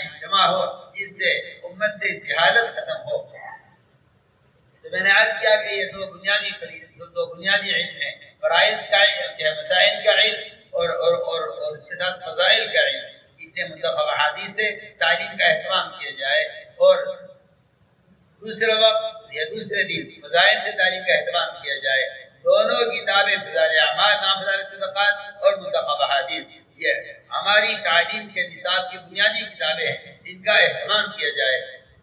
رمضان مبارک میں فضائل رمضان، حج سے پہلے فضائل حج، اس کے پڑھنے کا بھی اہتمام کیا جائے تاکہ امت کے اندر ان تمام فرائض کے کرنے کی رغبت اور اس کا اہتمام ہو. اسی طرح میرے بزرگوں دوستوں عزیزوں، ہمیں تعلیم کے ساتھ تعلیمی گشت کا بہت اہتمام کرنا ہے. ہمیں امت کو ان حلقوں پر جمع کرنا ہے. تعلیم کا اعلان نہیں ہے بلکہ نقل تعلیم کے حلقوں میں جوڑنے کی کوشش ہے. ہم اللہ کے راستے میں نکلے ہوئے ہوں تب بھی تعلیمی گشت ہے. میں کہہ رہا ہوں اسی طرح کرنا ہے. اپنے مقام پر ہیں تب بھی تعلیمی گشت ہے. 2.5 گھنٹے کی محنت کے دوران مسجد میں تعلیم کا حلقہ قائم رہے گا اور باہر کی ملاقاتوں کے ذریعے لوگوں کو خوشامد کر کے انہیں تعلیم حلقہ میں ہمارے ایسا فرماتے تھے ایسے گشت کیا کرو جیسے ڈوبتے ہوئے پانی میں سے اور سیلاب زدہ علاقوں سے بچا کر نکالا جا رہا ہو. تم پڑوس والے جانتے ہو تمہارے یہاں آنے والے سیلاب سے کس طرح فوجوں نے لگ کر عورتوں کو بچوں کو پانی کے اندر سے نکالا ہے اور کس طرح ان کی جان بچائی ہے. کیا کیا کوششیں کی ہیں. میں کہتا ہوں کہ اگر گشت کرنے والوں کی یہ کیفیت نہیں ہے اور گشت کرنے والے ایک مسلمان کو جہنم سے بچانے کی مہم پر گشت نہیں کر رہے ہیں تو تمہارے گشت کے اندر کوئی جان نہیں، تمہارے گشت کی کوئی حقیقت نہیں. جب تک یہ کیفیت نہ ہو، جو کیفیت بھڑکتی آگ میں سے لوگوں کو بچا کر نکالنے کی ہوتی ہے، جو کیفیت سیلاب زدہ علاقے سے لوگوں کی جان بچا کر نکالنے کی ہوتی ہے، اگر وہ کیفیت نہیں ہے تو پھر ہم گشت کے ذریعے لوگوں کو جہنم کی آگ سے بچانے کی مہم پر نہیں ہے. یہ یاد کرنا ہے. ایک حکم جہنم میں چلایا جائے گا، اس سے آپ اندازہ کر لیجئے کہ پھر ایک مسلمان کو نماز کے لیے آمادہ کرنا اس کو آگ سے بچانا نہیں ہے تو اس کے علاوہ اور کیا. اس سے آپ اندازہ کر لیجئے یہ کیفیت ہونی چاہیے گشت میں. کسی طرح یہ مسلمان مسجد میں آ جائے، یہ ہمارے گشت کا موضوع ہے. میں تم سب سے کہہ رہا ہوں ہمارے گشت کا یہ موضوع ہے. کسی طرح یہ مسلمان مسجد کی طرف قدم اٹھا لے. اللہ فرماتے ہیں من اتانی ماشیا ندیتو ہر ولا. اس کا مطلب ہی یہی ہے کہ اللہ کی رحمت کو امت مذنبہ کی طرف متوجہ کرنے کا اس سے بڑھ کر کوئی ذریعہ نہیں کہ تم اللہ کے بندوں کے قدم اس کی طرف اٹھوا لو. اس سے بڑھ کر اللہ کی رحمت کے اپنے گناہگار بندوں کی طرف متوجہ ہونے کا اس کے علاوہ کوئی ذریعہ نہیں ہے. اس لیے تاکید سے عرض کر رہا ہوں کہ تعلیم کے ساتھ تعلیمی گشت کا اہتمام کیا جائے. ہر امتی کو اس تعلیم حلقے میں جوڑنا یہ ہمارے گشت کا اصل موضوع ہے. کہ اپنے گھر سے تبدیلی کا حکم ہے. ہم کام کرنے والے باہر بڑے بڑے کارنامے انجام دے رہے تھے، بڑے بڑے اجتماعات، بڑے بڑے تقاضے، لیکن گھر کا حال خراب ہے. میں آپ سے حلفیہ کہتا ہوں اور سچی بات بتاتا ہوں. ایک صاحب 4 مہینے لگائے، پھر 4 مہینے لگائے، پھر 4 مہینے لگائے، پھر بیرون گئے. بیرون میں 5 مہینے لگائے، پھر واپس آئے.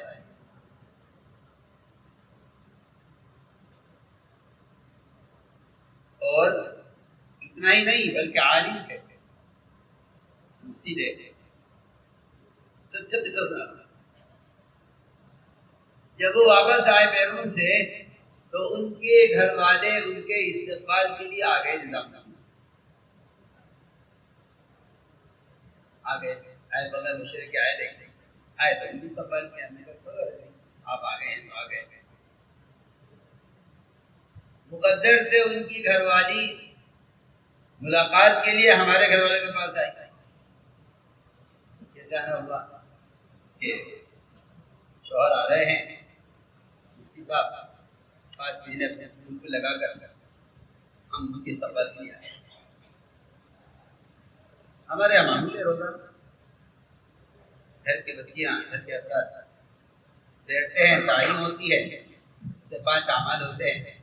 پہلا قرآن کو صحیح کرنے کا حقہ ہوتا ہے جو ہجرت سے پہلے کا عمل ہے، صحابہ کرام کا معمول ہے، اب آپ صلی اللہ علیہ وسلم کا معمول ہے، آپ کے صحابہ کا معمول ہے، آپ کے ازواج مطہرات کا معمول ہے. کوئی نئی چیز نہیں ہے. خیر کتابی تعلیم ہوتی ہے، اس بات کا مذاکرہ ہوتا ہے، اللہ کا راستے نکلنے کی ترغیب دی جاتی ہے اور اگلے دن کا مشورہ بھی ہوتا ہے کہ کتاب کون پڑھے گا، مذاکرہ کون کرائے گا، قرآن کی کسی حال کا کون لے گا، یہ مشورہ ہوتا ہے۔ اگر یہ مشورہ نہیں ہوتا تو پھر مستورات میں کوئی فکر نہیں ہوتا اس کام بھی کرنے کا، ایک کرتی رہتی ہے، بعد واقعی عورتوں میں اس کی استعداد پیدا نہیں ہوتی۔ مشورہ اس لیے ہوتا ہے تاکہ گھر کے ہر فرد کے ذمہ کام آئے۔ جس طرح آپ گھر کے گھریلو کام آپس کے مشورے کے ذمہ کرتے ہیں، اس طرح ہم مشورے سے دعوت کے کام بھی مستورات پر تقسیم کرتے ہیں تاکہ ہر ایک کو یہ کام کرنا آئے۔ مجھے جو عرض کرنا تھا وہ اصل غم کی افسوس کی بات جو عرض کرنے کی بات کرنا چاہتا ہوں، قرآن کی کسی کا حلقہ شروع ہوا تو یہ محترمہ بیٹھی ہوئی تھی جن کے مفتی صاحب 5 ماہ لگا کر آئے تھے، 4 ماہ کا اتنی مرتبہ لگا کر ہماری اہلیہ نے اہلیہ سے کہا تھا پڑھیے قرآن تو پڑھیے نہیں، صرف آجاب سنائیے۔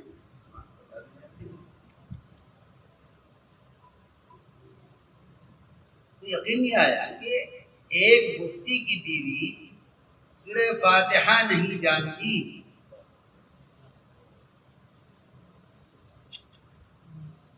نماز پڑھتے ہوئے نماز پڑھتی کیا پڑھتے نماز کہ نماز میں صدر و شریف پڑھتے ہیں، قیام میں بھی، رکوع میں بھی، سجدے میں بھی، اس کے علاوہ ہمیں کچھ ماننا۔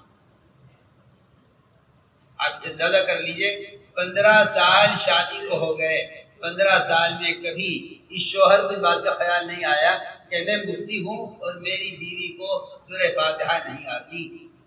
یہ بات اس دن معلوم ہوئی جس دن قرآن کے حلقے میں بیٹھ کر مفتی کی بیوی سے کہا گیا کہ سورہ فاتحہ سنائیں۔ اپنے گھر کا قصہ بتا میرے گھر بیٹھ کے لوگ کہتے ہیں کیا ضرورت ہے، لوگ کہتے ہیں کیا ضرورت ہے۔ وجہ یہ ہے کہ اس کام کو کرنے میں اگر ہماری نظریں سیرت صحابہ سے ہٹیں تو میں کہتا ہوں کہ امت کی اصلاح اور تعلیم کے نہیں بلکہ جہالت کے اسباب پیدا ہوتا ہے۔ اگر ہماری نظر وہاں سے ہٹے تو میں بہت تاکید سے عرض کر رہا ہوں کہ گھر کے ماحول کو بدلنے کے لیے، گھر کے معاشرے کی درستگی کے لیے یہ اعمال گھر کے لازم اور ضروری ہیں۔ اس سے گھر کا ماحول بدلے گا، گھر میں سکون اطمینان پیدا ہوگا، گھر کے ہر فرد کے اندر دین کی رغبت اور دین پر چلنے کا شوق پیدا ہوگا۔ اس سے صحابہ کے آقا صلی اللہ علیہ وسلم گھر کا معاشرہ زندہ ہوگا۔ اس لیے کہ اگر گھر میں معاشرہ نہیں ہے اسلامی تو میں کہتا ہوں کہ اس گھر میں ارتداد ایسے راستے سے آئے گا کہ خود گھر والوں کو احساس نہیں ہوگا کہ ارتداد آ گیا۔ گھروں کے اندر انعام اس ماحول کو قائم کرنا اور اپنے معاشرے کو دینی معاشرہ بنانا یہ ہر گھر کے مرد کی ذمہ داری ہے۔ قُوْ أَنفُسَكُمْ وَأَهْلِيكُمْ نَارًا، اس قرآن کی آیت کا مطلب ہی یہی ہے، اپنے گھر والوں کو دین سکھلاؤ۔ جہنم کی آگ سے بچانے کا اور کوئی ذریعہ نہیں ہے سوائے اس دین سکھلانے۔ ایسا معاشرہ بنایا تھا، ایسا معاشرہ بنایا تھا کہ جب حجاب ہے، نزول حجاب کا حکم آیا، نزول حجاب ہوا اور پردے کا حکم نازل ہوا تو ایک آدمی کے اعلان پر تمام عورتوں نے برقعے اوڑھ لیے اور تمام عورتوں نے چادریں لپیٹ لی۔ ایسا معلوم ہوتا تھا گویا نماز کے لیے آنے والی عورتیں دور سے ان کے سر پر کوے بیٹھے ہوئے ہیں، ایسے سیاہ نظر آتی تھی اوپر سے نیچے تک، کہیں سفیدی نظر نہیں آتی تھی، جس طرح کبھی بھی سفیدی کہیں نظر نہیں آتی۔ اس لیے غراب سے روایت میں تشبیہ دے کر یہ فرمایا گیا ہے کہ یہ سر سے لے کر پیر تک ایسی لپٹی ہوئی تھی پردوں کے اندر اور برقعوں کے اندر اور چادروں کے اندر کہ کہیں سے سفیدی نظر نہیں آتی تھی۔ جیسے سیاہ کپڑے ہوتے ہیں ایسے سیاہ عورتیں نظر آتی تھی نماز کے لیے آنے والی۔ میں نے اس لیے عرض کیا تاکید سے کہ یہ تھے وہ اعمال جن اعمال کی وجہ سے اندر حیا پیدا ہو رہی تھی۔ ایک صحابی کی نظر پڑی ایک عورت پر، اس عورت نے فوراً کہا اسلام آ گیا، انہیں کا پردہ آ گیا۔ اس لیے کہ دور صحابہ میں اسلام پہ اعتبار کل کے بولا جاتا تھا، اس زمانے میں مسلمان اسلام پہ اعتبار جز کے بولتا ہے۔ یہ نہیں کہا عورت نے پردہ آ گیا ہے، صحابی نے دیکھا عورت کو، باقی نظر پڑی صحابی کی، ارادے سے دیکھا، لیکن عورت نے فوراً یہ کہا صحابی سے کہ اپنی نظر پھیر لو، اس لیے کہ اسلام آ گیا ہے۔ جس طرح نماز پڑھنے کا نام اسلام ہے، اس طرح پردہ کرنے کا نام بھی اسلام ہے۔ وہاں پردے سے لے کر نماز تک اسلام بے اعتبار کل کے بولا جاتا تھا، بے اعتبار کل کے نہیں بولا جاتا تھا۔ اسی لیے فرمایا کہ مسلمانوں سے کہو، مردوں سے اپنی نظروں کو نیچا رکھے، اپنی شرمگاہوں کو محفوظ رکھے۔ عورتوں سے کہو کہ اپنی نظروں کو نیچا رکھے اور اپنی شرمگاہوں کو محفوظ کریں۔ معلوم ہوتا ہے کہ نظر کی حفاظت پر شرمگاہوں کی حفاظت میں محفوظ ہے، شرمگاہوں کی حفاظت نظر کی حفاظت پر موقوف ہے۔ یہ بات نہیں ہے کہ دیکھنے میں کیا حرج ہے، قرآن یہ کہہ رہا ہے اس سے معلوم ہوتا ہے کہ حیا میں صرف نظر کی حفاظت سبب ہے شرمگاہ کی حفاظت کا۔ اگر نظر محفوظ نہیں ہے تو شرمگاہیں بھی محفوظ نہیں رہ سکیں گی۔ میں اسے تاکید سے عرض کر رہا ہوں کہ اپنے گھر کی تعلیم کے ذریعے اپنے گھر کے معاشرے کو بدلو۔ سنتوں کا اہتمام، تمام عبادات میں، ضروریات میں سنتوں کا لباس میں اہتمام، یہ گھر کے معاشرے کو بدلنا ہر مرد کی اپنی ذمہ داری ہے۔ مردوں کو چاہیے کام کرنے والوں کو اپنے گھر والوں کو وقت دیں، اپنے گھر کا حال معلوم کریں۔ کہتا ہوں کہ بے شک قربانیاں سر آنکھوں پر، لیکن یہ کہ تم پھرتے رہو اور تم اپنے گھر والوں کو ہوش نہ ہو، اور یہ کہنا اللہ تربیت کرنے والے ہیں۔ میں تو کہتا ہوں کہ حضور اکرم صلی اللہ علیہ وسلم نے اپنی ازواج مطہرات پر اتنی گہری نظر رکھی ہے کہ آپ سکرات میں ہیں، اور حضرت صفیہ نے یہ کہہ دیا آگ کے پاس بیٹھ کر کہ جو تکلیف بیماری آپ کو نہ ہوتی مجھے ہو جاتی۔ آپ نے حضرت صفیہ کے اس بات کے کہنے پر ازواج مطہرات کے اشارہ کرنے کو بھی دے کر یہ فرمایا سکرات کی حالت میں کہ تم عورتیں غیبت کر رہی ہو صفیہ کی۔ صفیہ اپنی بات میں سچی ہے۔ آپ اسے اندازہ کر لیجئے کہ جو آدمی دنیا سے جاتے جاتے بیماری میں اور مرض وفات میں اپنی بیویوں کی اصلاح کی فکر کر رہا ہو، ایسے آدمی کے گھر کے اندر واقع ہے اس کے علاوہ اصلاح کا کیا معیار ہوتا ہوگا، اس سے اندازہ کر لو کہ اس سے ازواج مطہرات نے حضرت صفیہ کی اس بات پر آنکھ سے اشارہ کیا ایک دوسری کو کہ دیکھو صفیہ جھوٹ بول رہی ہے، اپنی محبت جتلا رہی ہے اللہ کے نبی سے۔ آپ نے فوراً فرمایا کہ تم نے صفیہ کی غیبت کی، جاؤ جا کر کھلی کرو، تم نے غیبت کی منہ صاف کرو۔ حالانکہ آنکھ سے غیبت کی تھی، زبان سے نہیں کی تھی، لیکن آنکھ کے اشارے سے زبان کی بات کہی گئی ہے، تو آپ نے ساری ازواج مطہرات سے کلی کروائی، اور یہ بتانے کے لیے کہ تم نے صفیہ کی غیبت کی ہے۔ صفیہ کی بات سچی ہے۔ یہ واقعہ میں نے اس لیے عرض کیا ہے کہ جو سکرات کی حالت میں اتنی باریکی سے گھر والوں کو دیکھ رہا ہو اپنے اور اصلاح کر رہا ہو، بتائیے کہ وہ اپنے صحت کے عالم میں اپنے گھر والوں پر کیا نظر رکھتا ہوگا۔ ہم کام کرنے والوں کے پاس فرصت نہیں ہے گھر کے معاشرے کو درست کرنے، گھر والوں کو وقت دینے، ان سے پوچھنے کے لیے اولاد سے کب سوئے تھے، کب اٹھے، کہاں گئے تھے، کہاں سے آ رہے ہو، انہیں کوئی مطلب نہیں ہے۔ میں تاکید سے کہہ رہا ہوں کہ اگر تم نے گھر میں اعمال کا اہتمام نہ کیا، تمہاری ذات تک کام محدود ہو کر ختم ہو جائے گا۔ تمہارے مرنے کے بعد کہا جائے گا کہ یہ فلاں کام کرنے والے کی اولاد ہے، جس سے دین نظر نہیں آئے گا۔ میں تاکید سے عرض کر رہا ہوں کہ اگر اس دین کی وراثت کو مال کی طرح، دکان تجارت اور کارخانوں کی طرح اپنی ذات کے اندر باقی رکھنا چاہتے ہو تو گھر کے اندر اعمال کا اہتمام کرو۔ گھر کی تعلیم میں مرد خود فارغ، اپنا وقت فارغ کر کے گھر کی تعلیم کو وقت دے۔ مکان کرنے والے کہیں نہیں میں نہیں آ سکتا اس وقت، یہ میرے گھر کی تعلیم کا وقت ہے، اس وقت میرے گھر میں تعلیم ہوتی ہے، میں گھر والوں کے ساتھ بیٹھ کر تعلیم کرتا ہوں، یہ وقت میری تعلیم کا ہے، کوئی اور وقت بتائیے میں تقاضا پورا کروں گا۔ یا گھر والوں سے یہ کہے کہ اس وقت میں تقاضے پر جا رہا ہوں، آج تعلیم فلاں وقت ہوگی، میں کہتا ہوں ایک دوسرے کی تعلیم کا چھوڑ دینا تعلیم کی اہمیت کو ختم کر دینا ہے۔ تمہارے گھر میں شادی ہے، تم تعلیم وقت پر کرو، کہو شادی میں آنے والوں سے کہ آج ہمارا یہ وقت ہماری تعلیم کا ہے۔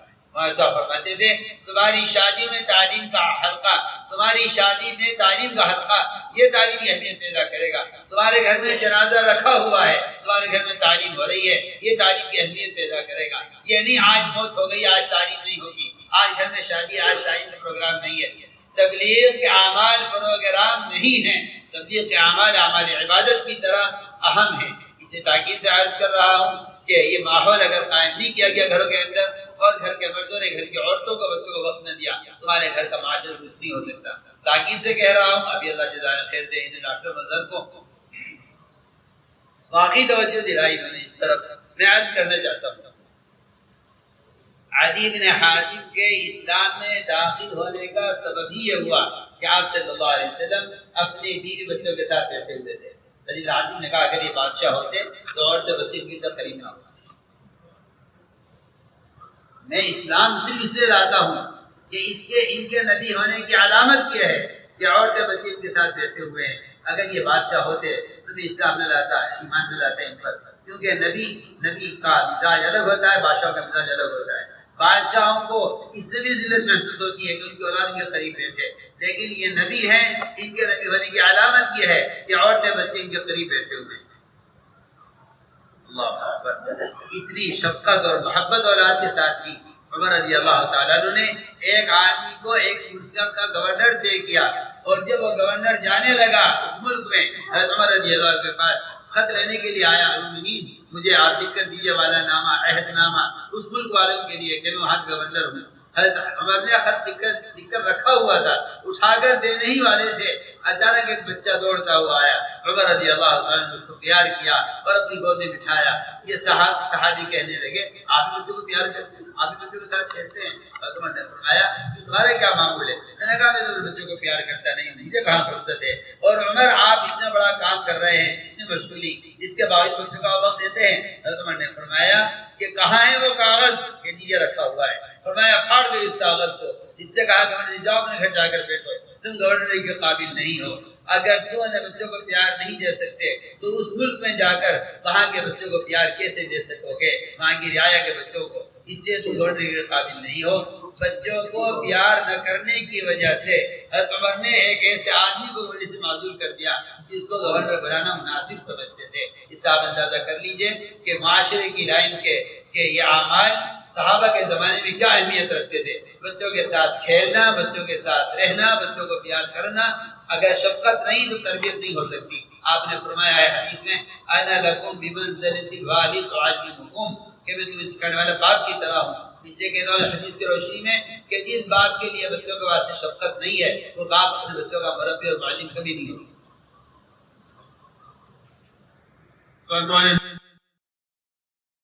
علم اور ذکر کا خلاصہ کیا ہے؟ علم اور ذکر کا خلاصہ ہے اللہ کی اطاعت اللہ کے دھیان کے ساتھ ہو جائے۔ علم اطاعت چاہتا ہے اور ذکر اللہ کا دھیان چاہتا ہے۔ ایسا کا محفوظ ہے، فرماتے تھے کہ ذکر کے بغیر علم ظلمت ہی ظلمت ہے، اور اگر علم ہے اور ذکر نہیں ہے، علم ہے اور ذکر نہیں ہے تو اس کے بعد ظلمت ہی ظلمت ہے، اسے نکلنے کا راستہ جلنے کا راستہ نظر نہیں آئے گا۔ اور اگر ذکر ہے علم نہیں ہے، کہ ذکر کرتے ہیں لیکن علم نہیں سیکھتے، تو فرماتے تھے کہ شیطان جاہل صوفیہ کو استعمال کرتا ہے امت کو گمراہ کرنے کے لیے۔ اس لیے علم اور ذکر یہ دونوں کے دونوں اپنی جگہ اہمیت رکھتے ہیں اور دونوں کو جمع کرنا لازم ہے۔ اس لیے میں نے عرض کیا کہ اللہ کے راستے میں نکل کر عرض کر دیا گیا کہ ہمیں علم حاصل کرنا ہے، فضائل کا بھی مسائل کا بھی۔ ذکر یہ ہے اللہ کا دھیان جما کر تنہائیوں میں اللہ کو جیسا اللہ اپنی ذات و صفات میں ہے ایسا یقین کرتے ہوئے خوف اور خشیے کے ساتھ اللہ کا نام لیا جائے۔ ذکر تبدل چاہتا ہے، اللہ کے غیر سے کٹ کر سارے کاموں سے منقطع ہو کر تنہا ہو کر اللہ کا ذکر کا اہتمام کیا جائے۔ ایک وقت کی صبح شام تیسرے کلمے کی توجہ کی استغفار کی۔ ہمارا اللہ مجھے معاف فرمائے، کام کرنے والوں کے مزاج کچھ ایسا بن گیا ہے کہ انہیں اپنے مشورے، اپنے تقاضے، بیانات اور دوسرے تقاضے کی وجہ سے انہیں ذکر کا وقت ملتا نہیں ہے۔ بعض جاہل ایسے بھی ہیں جو کہتے ہیں کہ یہ ذکر زیادہ اہم نہیں ہے، دعوت زیادہ اہم ہے۔ کیا بعض کہتے ہیں نفلی اہم نہیں جتنا دعوت کا کام اہم ہے، یہ تو اجتماعی کام ہے، یہ تو انفرادی کام ہے۔ میں کہتا ہوں یہ سوچ سنت کے خلاف ہے۔ حضور اکرم صلی اللہ علیہ وسلم حجرے سے نکلے نہیں باہر ملاقات کے لیے۔ جن صحابہ کے پاس روزانہ جانے کا معمول تھا اور مکہ مکرمہ کی زندگی کے احوال سنایا کرتے تھے کھڑے ہو کر، آپ تاخیر سے گئے۔ صحابہ نے پوچھا آج آپ دیر سے کیوں آئے؟ فرمایا میرا آج کا معمول پورا کرنے کا باقی رہ گیا تھا، میرا دل نہیں چاہا کہ اس کو پورا کیے بغیر باہر نکلوں۔ اتنا حضور اکرم صلی اللہ علیہ وسلم اپنے روزانہ کے وظائف اور معاملات کے پورا کرنے کا اہتمام کرتے تھے۔ ایک صحابی نے اجازت چاہی بہت ضروری کام کے لیے، آپ کے ہاں داخل ہونے کے لیے، اجازت نہیں ملی۔ آپ نے فرمایا کہ میں اپنا معمول پورا کر رہا تھا، اس لیے میں نے آپ کو اندر آنے کی اجازت نہیں دی۔ میں تاکید سے کہہ رہا ہوں کہ ساتھی اس کا اہتمام نہیں کرتے ہیں۔ آج کل ایک جیسا مزاج بن گیا ہے کہ کام کے تقاضے بہت ہیں، اس لیے ذکر کا وقت نہیں ملتا۔ میں کہتا ہوں یہ ایک ایسا دھوکہ ہے ہمیں کہ شیطان یہ کہتا ہے کہ تم زیادہ اہم کام کر رہے ہو، یہ تمہارا انفرادی کام ہے، اجتماعی تقاضا ہے، اجتماعی تقاضا مقدم ہے انفرادی تقاضے پر۔ اس سے ہمارا تعلق اللہ کے ذات کے ساتھ کمزور ہوتا چلا جائے گا اگر ہم ذکر کا اہتمام نہیں کریں گے۔ اس لیے میں نے عرض کیا کہ صبح شام کی تسبیحات کا اہتمام، قرآن کی تلاوت کا اہتمام، ابوبکر صدیق رضی اللہ عنہ کی ہدایات میں لکھا ہوا ہے، اور وہ بیان فرماتے ہیں، اپنے عمرہ سے کہتے تھے کہ اگر تم نے خروج میں 2 کام زیادہ کیے تو اللہ کی مدد تمہارے ساتھ ہوگی، ایک رات کا قیام لمبا اور دوسرے قرآن کی تلاوت، یہ 2 کام زیادہ کرو گے تو اللہ کی مدد تمہارے۔ قرآن بھی یہ کہتا ہے اذا لقیتم فئة فاثبتوا واذکروا اللہ کثیرا لعلکم تفلحون۔ خروج کے زمانے میں اگر تمہاری کسی سے ملاقات ہو تو تم کامیاب اس وقت ہو سکتے ہو جب تم کام جم کر کرو اور تم اللہ کا ذکر زیادہ کرو۔ قرآن بھی یہ کہہ رہا ہے اذا لقیتم فئة فاثبتوا واذکروا اللہ کثیرا لعلکم تفلحون۔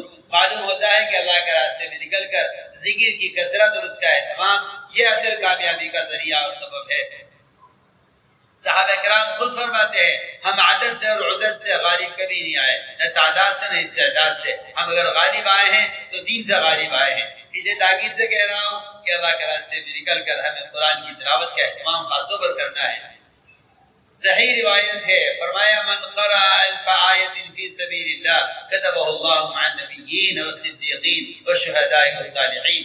صرف اللہ کے راستے میں نکل کر یہ فضیلت ہے۔ اگر کوئی آدمی حرمین میں رہ کر زندگی بھر بھی تلاوت کرے تو یہ فضیلت نہیں ہے جو فضیلت اللہ کے راستے میں نکل کر تلاوت کی ہے۔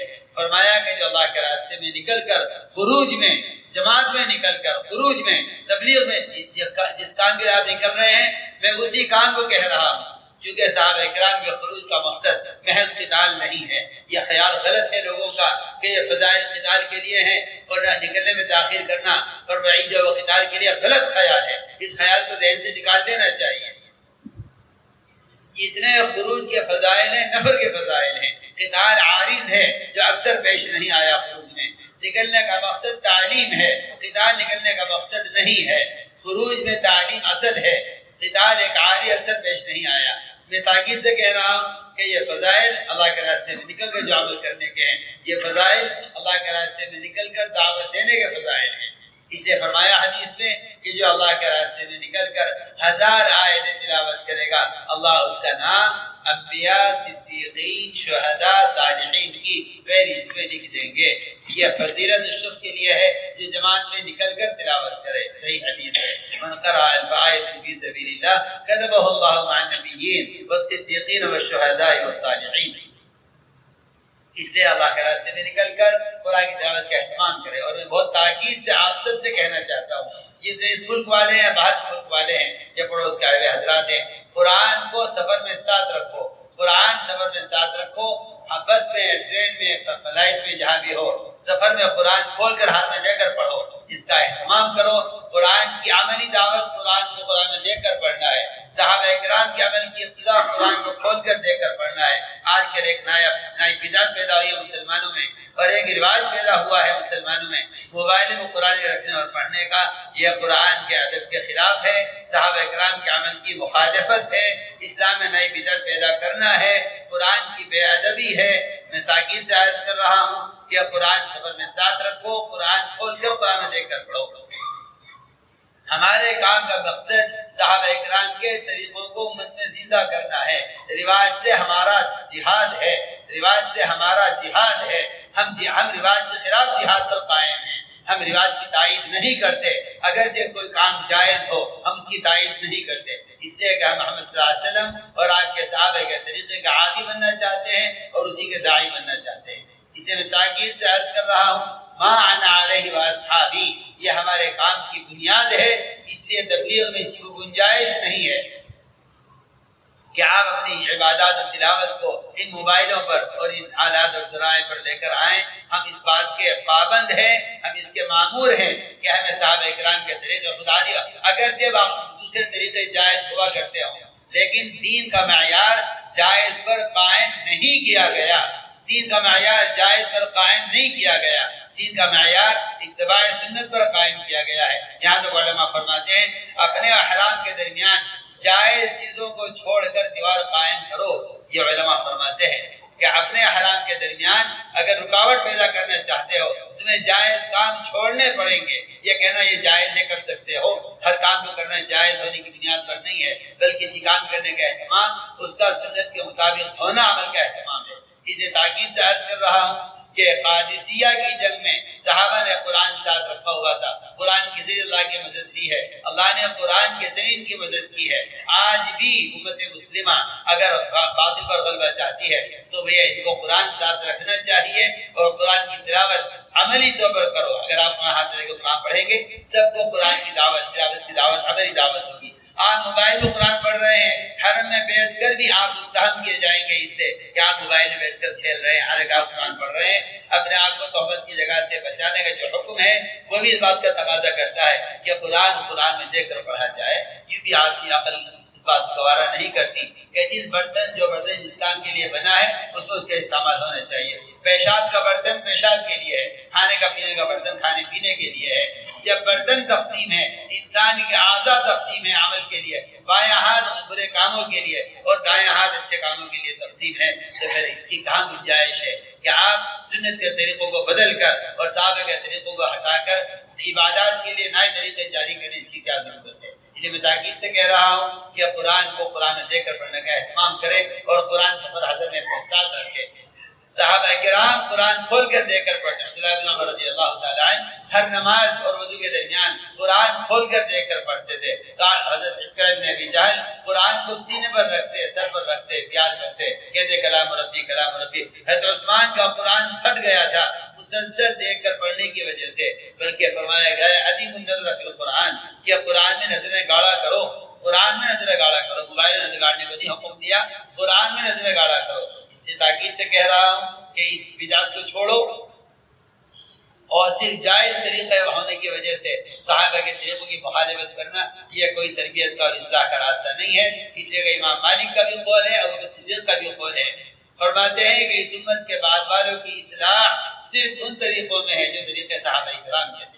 اس لیے اپنے ان طریقوں کو پر اپنے آپ کو قائم رکھو. اصحابی کا نجوم یہ مختلف یہ بتلاتا ہے کہ امت کی تربیت قیامت تک آنے والی امت کی تربیت اور اصلاح اور تزکیہ اور ذکر کا کمال صحابہ کرام کے طریقوں کی پابندی میں. کرام کیا ہے؟ اس کی مشق کے لیے خروج ہے اور اس کی مشق اس میں ہے کہ اجنبی لوگوں کی خدمت کرو. ایک حدیث میں ہے یا اکثر اردو مع غیر قومک یحسن خلقک، اے اکثر اللہ کے راستے میں اجنبیوں کے ساتھ نکلو جنہیں تم جانتے پہچانتے نہیں، کیونکہ حقوق العباد کے ادا کرنے کی جو مشق ہوگی وہ اجنبیوں کے اکرام سے ہوگی. اگر آدمی اجنبی کا اکرام نہیں کرے گا تو اپنا تو حقوق مارنے تک پہنچ جائے گا. اور یہ بات میں صاف صاف عرض کرتا ہوں کہ کوئی عبادات کا ڈھیر لے جائے آخرت میں، نماز کا، ذکر کا، تلاوت کا، حج کا اور عمروں کا، لیکن وہاں حق والے آئیں گے، اپنے حق کا مطالبہ کریں گے. اس عابد کو جہنم میں ڈالا جائے گا حقوق والوں کے گناہ دے کر، اور اس کی ساری نیکیاں حقوق والوں پر تقسیم کر دی جائیں گی. وہاں حقوق کیا جائے گی، نماز سے ہوگی، نظر سے ہوگی. وہاں حقوق کیا جائے گی اس عابد کے اعمال سے ہوگی جس نے اپنے اندر عبادات سے عجب پیدا کر لیا اور اپنے آپ کو بہتر سمجھ لیا اور حقوق کے ادا کرنے کی پرواہ نہیں کی ہے. یہ لوگ اچھی طرح جان لے جن کے ذمے امت کے قرضے ہیں یا جن کے ذمے امت کی امانتیں ہیں یا جن کے ذمے اپنے ماتحتوں کے اخراجات ہیں وہ ان کو ادا کریں، ورنہ یہ ساری کی ساری عبادتیں حق والے سے لے اڑیں گے آخرت میں، گویا انہی کے لیے کی گئی تھی جن کو اس سے کچھ حاصل نہیں ہو سکے گا. اسی تاکید سے عرض کر رہا ہوں کہ اللہ کے راستے میں نکلنے کی بڑی غرض یہ بھی ہے کہ اجنبی لوگوں کا اکرام کی مشق ہو جائے.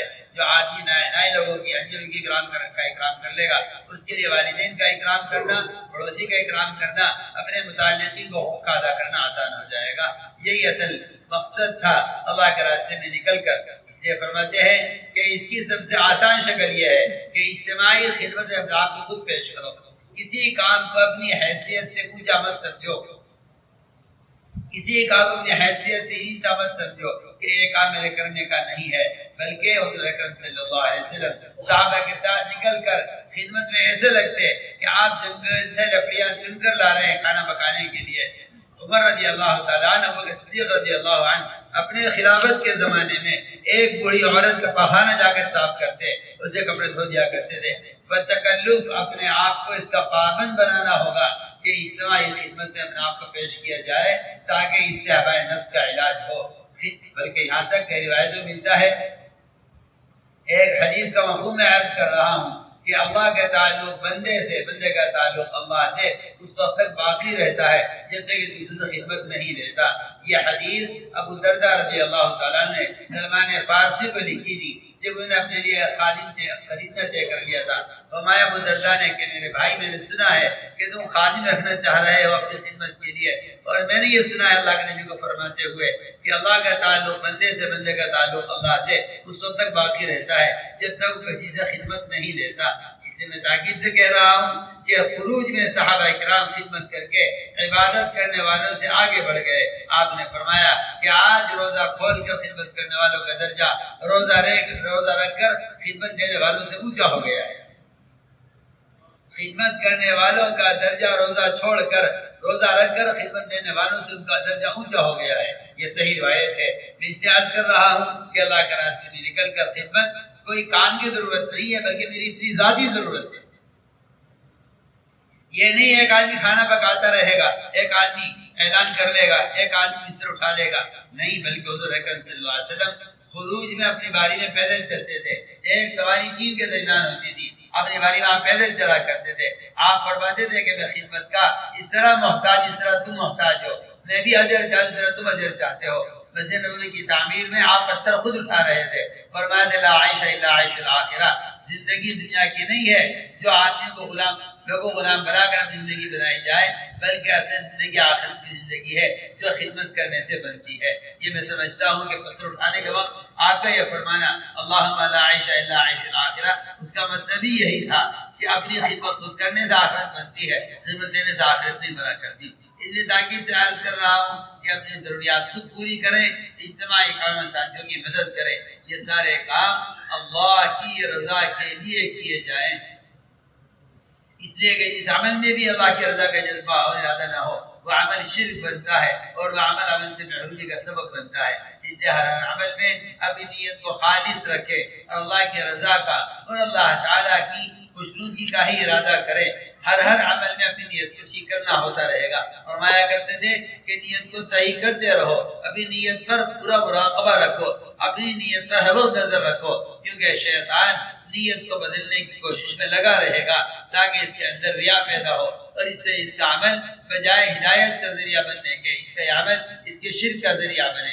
اس لیے تاکید سے عرض کر رہا ہوں کہ ہر عمل کے بعد دعا مانگی جائے اللہ سے، اے اللہ تو ہی میرے عمل کے اندر اخلاص پیدا فرما دے، اپنے رضا کا جذبہ پیدا فرما دے.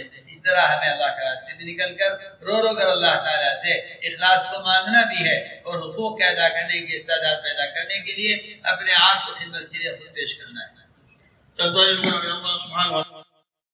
کے راستے میں نکلنا اللہ کے امر کی وجہ سے ہے. یہ بات اب تمہارے بھی بھروسہ ختم ہو سب سے کہہ رہا ہوں، اللہ کے راستے میں نکلنا اللہ کے امر کی وجہ سے ہے. اس امر کو چھوڑ دینا اللہ کی ناراضگی کا سب سے بڑا سبب ہے. انفرو کا جو امر ہے، اس امر کو پورا کرنے کے لیے ہم نکلتے ہیں. جس طرح نماز پڑھنا اللہ کا امر ہے، اس کو چھوڑنا گناہ ہے، اس طرح اللہ کے راستے میں نکلنا اللہ کا امر ہے، اس کو چھوڑنا گناہ ہے.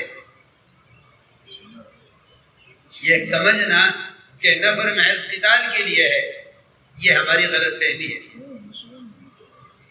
یا یہ کہنا کہ نفیر عام ہے تو اس نے اگر تاخیر کرتا ہے تو اس پر وعید ہے، ایسا ہرگز نہیں ہے۔ بے شمار واقعات اور حدیثیں اور قرآن کی آیتیں ایسی ہیں جہاں قتال کا کوئی شائبہ بھی نہیں ہے، کوئی ذکر بھی نہیں ہے، لیکن نکلنے پر تاخیر پر وعید نہیں ہے۔ پہلی بات عرض کرتا ہوں، پہلی بات عرض کرتا ہوں، انفاق فی سبیل اللہ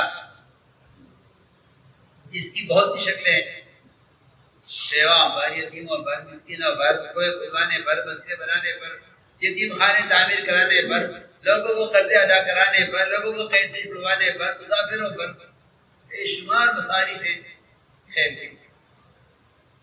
ایک آدمی اگر زکوٰۃ ادا کرتا ہے لیکن نفلی صدقات نہیں کرتا، اس کے لیے ہمیں کہیں وعید نہیں ملی، وہ جنت میں سیدھا جائے گا۔ لیکن اگر کوئی شخص اللہ کے راستے میں نہیں پھرتا اور اس راستے میں پھرنے پر مال خرچ نہیں کرتا، تو قرآن یہ کہتا ہے کہ ایسے لوگ اپنے ہاتھوں اپنے آپ کو ہلاکت میں ڈالتے ہیں۔ میری بات بہت توجہ چاہتے ہیں، بہت توجہ۔ ایک آدمی زکوٰۃ دیتا ہے، صدقات نہیں کرتا، فرائض ادا کرتا ہے، نفل نہیں پڑھتا، روزے رمضان کے رکھتا ہے، نفل روزے نہیں رکھتا، وہ جنت میں سیدھا جائے گا، اس سے کوئی حساب کتاب نہیں۔